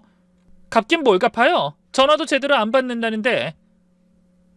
그리고 하나 더 여쭐게요. 아가씨가 그 돈을 어디에 썼는지는 아세요? 사업 때문에 빌린 거 아니었어? 아니에요. 쇼핑몰은 돈을 빌리기 전부터 이미 손을 놓은 상태였어요. 글쎄, 자기 딸 연예인으로 만들어주겠다는 기획사 사장한테 갖다 바친 거래요. 순간 시어머니 얼굴이 일그러졌습니다. 뭐? 연예인? 그게 무슨 소리냐? 저도 처음엔 얼마나 놀랐는지 몰라요. 그 기획사 사장이라는 인간이 고작 20살짜리 애를 연예인 시켜준다면서 돈을 계속 뜯어가고 있는 거예요. 제가 보기엔 사기가 틀림없다니까요. 시어머니가 두 손으로 얼굴을 감싸더니 홀린 듯 중얼거렸습니다. 세상에, 이 미친 게 애가 바람이 들어도 말려야 할 어미라는 게 한술 더 떠? 그래서 요즘 이것들이 아침에 밥만 먹으면 바람처럼 나갔다가 한밤중에나 들어온 거구나. 난 애 성인 되고 양육비도 끊겼으니 어떻게든 열심히 살아보려고 그러는 거보다 했는데. 그런 시어머니의 모습을 보며 저는 불현듯 한 가지 의문이 떠올랐습니다. 시누이가 저희 엄마한테까지 손을 벌릴 정도인데 자기 엄마한테는 아무 말도 안 했을까요? 시어머니도 늘 2번이나 이혼하고 혼자 애 키우는 딸을 안쓰럽게 생각하셨던 분인데 딸이 가장 먼저 기댈 사람이 친정엄마가 아니었을까 싶더라고요. 그래서 슬쩍 떠보기로 마음먹었습니다. 어머니도 아가씨한테 돈 주셨죠? 얼마나 주신 거예요? 그 말에 식탁 위에 무거운 침묵이 내려앉았어요. 시어머니가 얼굴에서 손을 떼시더니 저를 바라보며 떨리는 목소리로 말씀하셨죠. 그래, 나도 줬다. 너도 알다시피 너희 시아버지가 어떤 분이니? 내가 몰래 만질 수 있는 돈이 어디 있어야지. 그래서 막내 이모한테 빌려서 줬지. 시어머니는 이제 숨기기를 포기하신 듯 제가 묻는 말에 순순히 대답하셨어요. 네? 얼마나 주셨는데요? 3천만 원. 눈앞이 캄캄해지는 기분이었어요. 3천만 원이라니. 그럼 신우이가 양가 어른들한테 가져간 돈이 총 1억이란 얘기잖아요. 어머니, 그걸 그냥 주시면 어떡해요? 아버님한테 상의를 하셨어야죠. 얘가 말이 되는 소리를 해. 너희 시아버지가 어디 딸 힘든 거 신경 쓰시는 분이니? 안 그래도 정미 저러고 사는 거 못마땅해서 난리인 양반인데, 너도 생각을 해봐라. 정미 인생도 얼마나 불쌍하니? 남자 복 없어서 젊은 나이에 이혼을 2번이나 하고 앞길이 얼마나 막막할 거야. 근데 울면서 한 번만 도와달라는 애를 어떻게 모른 척해? 저는 할 말을 잃었습니다. 신우이는 마음 약한 어르신만 공략해 돈을 가져간 거예요. 저나 남편한테는 어린 반푼어치도 없는 걸 아니까 아예 말도 안 꺼낸 것 같고요. 어머니는 눈물을 흘리며 하소연하듯 말씀하셨어요. 그래도 난 그렇게 큰 돈을 가져간 건 몰랐다. 갚을 수 있는 선에서 그런 줄 알았는데, 아유, 이게 미쳤네, 미쳤어. 어떻게 한두 푼도 아니고 1억을. 그런데다가. 시어머니가 고개를 절레절레 흔들며 눈물을 흘리셨죠. 그런데 그때였어요. 거실 쪽에서 슬리퍼 끄는 소리가 들리더니 그 소리가 점점 주방 쪽으로 가까워지는 게 아니겠어요? 저와 시어머니가 동시에 고개를 돌리자 주방 입구에 시아버지가 서 계신 게 보였습니다. 언제 깨신 건지 머리카락이 헝클어진 채로 저희를 노려보고 계셨죠. 어머니와 저는 동시에 사색이 된 채 자리에서 벌떡 일어섰어요. 시아버지가 저희를 바라보시는 눈에 차가운 분노가 가득했거든요. 그 표정을 보고 전 단박에 깨달았습니다. 아, 아버님이 다 들으셨구나. 시아버지가 느린 걸음으로 저희에게 다가오실수록 오금이 저리는 기분이었습니다. 저는 호기롭게 아버님에게 모든 사실을 밝히겠다고 했었지만 막상 그 기세를 마주하니 심장이 쪼그라드는 기분이 들었죠. 그때 시어머니가 어쩔 줄 몰라 하며 입을 여셨어요. 여보, 언제 깼어요? 하지만 시아버지는 어머니를 보지도 않으셨어요. 대신 식탁 앞에 멈춰 서시더니 저를 바라보며 물으셨죠. 영숙이, 지금 한 얘기 처음부터 다시 해봐라. 아버님의 조용한 한마디에 거실 공기가 얼어붙었습니다. 저는 온몸에서 피가 다 빠져나가는 기분을 느끼며 시아버지를 바라봤어요. 어머니는 옆에서 안절부절 못하며 남편의 소매를 붙잡으셨지만 시아버지는 그 손을 냉정하게 뿌리치셨죠. 어차피 이렇게 된 거 어쩔 수 없어. 어설프게 둘러댄다고 물러설 뿐도 아니고 괜히 나까지 경을 칠 게 뻔해. 그래서 처음부터 모든 걸 다 말씀드렸습니다. 중간중간 아버님이 주먹을 불끈 쥐실 때마다 목소리가 떨리긴 했지만 가능한 차분하게 말씀드리려 노력했어요. 특히 양가 합쳐서 1억을 가져갔다는 말을 할 때와 기획사 얘기가 나왔을 땐 시아버지의 관자놀이가 파르르 떨리는 것까지 보였죠. 그래도 아버님은 분노를 참으며 끝까지 한마디도 끼어들지 않으셨어요. 저는 신우이 얘기를 끝내기 전에 잊지 않고 한마디를 덧붙였습니다. 이왕 고자질하는 거 남편의 못된 행태도 말씀드리기로 한 거예요. 그래서 제가 남편과 나눈 대화까지 말씀드렸죠. 아버님은 얘기가 끝나고도 한참을 말없이 서 계시더니 조용히 핸드폰을 들어 남편한테 전화하셨어요. 정은이, 너 지금 당장 정미 잡아서 집으로 와라. 딱 그 말만 하시고 전화를 끊으셨습니다. 어떠한 설명도 이유도 없었죠. 시어머니도 울먹이며 남편을 말리려 애를 쓰셨어요. 여보, 제발 진정하고 내 말도 좀 들어봐요. 하지만 아버님은 이를 갈며 말씀하셨죠. 당신도 할 말 없으니까 입 다물어. 그 말에 시어머니도 잔뜩 주눅이 들어 입을 다무셨습니다. 그리고 1시간쯤 지났을까요?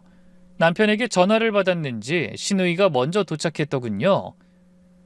현관문을 열고 들어올 때까지만 해도 표정이 가벼웠지만 덜덜 떨고 계신 시어머니를 보고 저와도 눈이 마주치자 안색이 싹 변했습니다. 그 뒤를 이어 아이의 손을 잡은 남편이 들어왔어요. 저는 얼른 달려가 아이를 방으로 데려간 뒤 텔레비전으로 만화 채널을 틀어주고 밖에 나오지 말라고 신신당부했습니다. 할아버지가 불같이 화내는 모습을 보면 애가 분명 겁을 먹을 것 같더라고요. 영문도 모른 채 그 모습을 지켜보던 남편은 의아한 표정을 지었어요. 그때 시아버지가 단호한 목소리로 말씀하셨죠. 정미!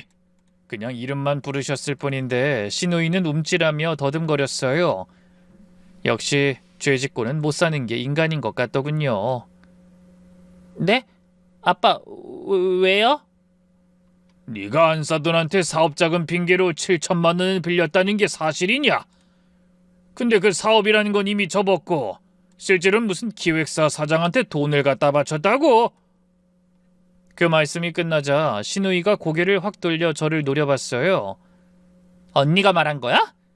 시누이가 저를 원망하는 듯이 쏘아붙이자 아버님이 탁자를 탁 내려치셨죠.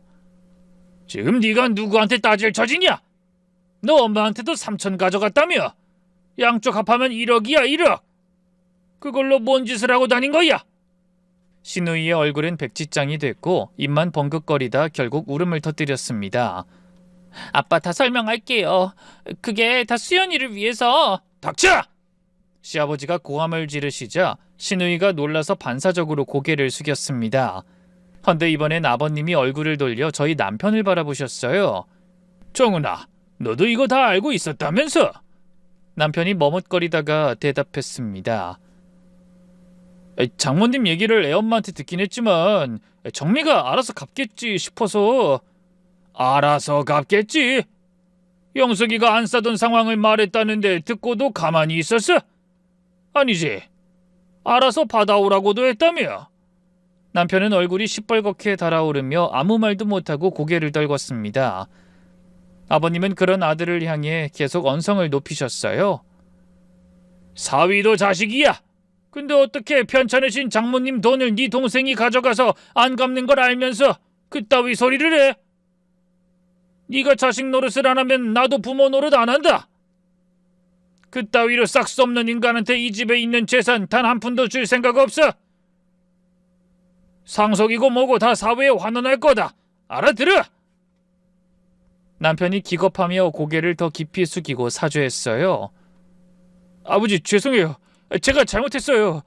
장모님한테 용서 빌고 얼른 수술하게 해드릴게요. 정말이에요. 그 말이 끝나자 아버님이 고개를 돌려 다시 시누이를 향해 말씀하셨습니다. 정미, 너는 한 달 안에 양쪽 어머니 돈 전부 갚아라. 못 갚으면 그날부로 너는 내 딸 아니야. 너무나 단호한 말씀에 시누이가 고개를 번쩍 들고 눈물을 흘리며 말했어요. 아빠 한 달은 너무 짧아요. 그 안에 제가 무슨 수로 1억을 만들어요. 하지만 아버님은 눈 하나 깜빡 안 하시고 돌아서며 말씀하셨습니다. 난 알 얘기 끝났다. 더 들을 말 없으니 둘 다 썩 나가거라.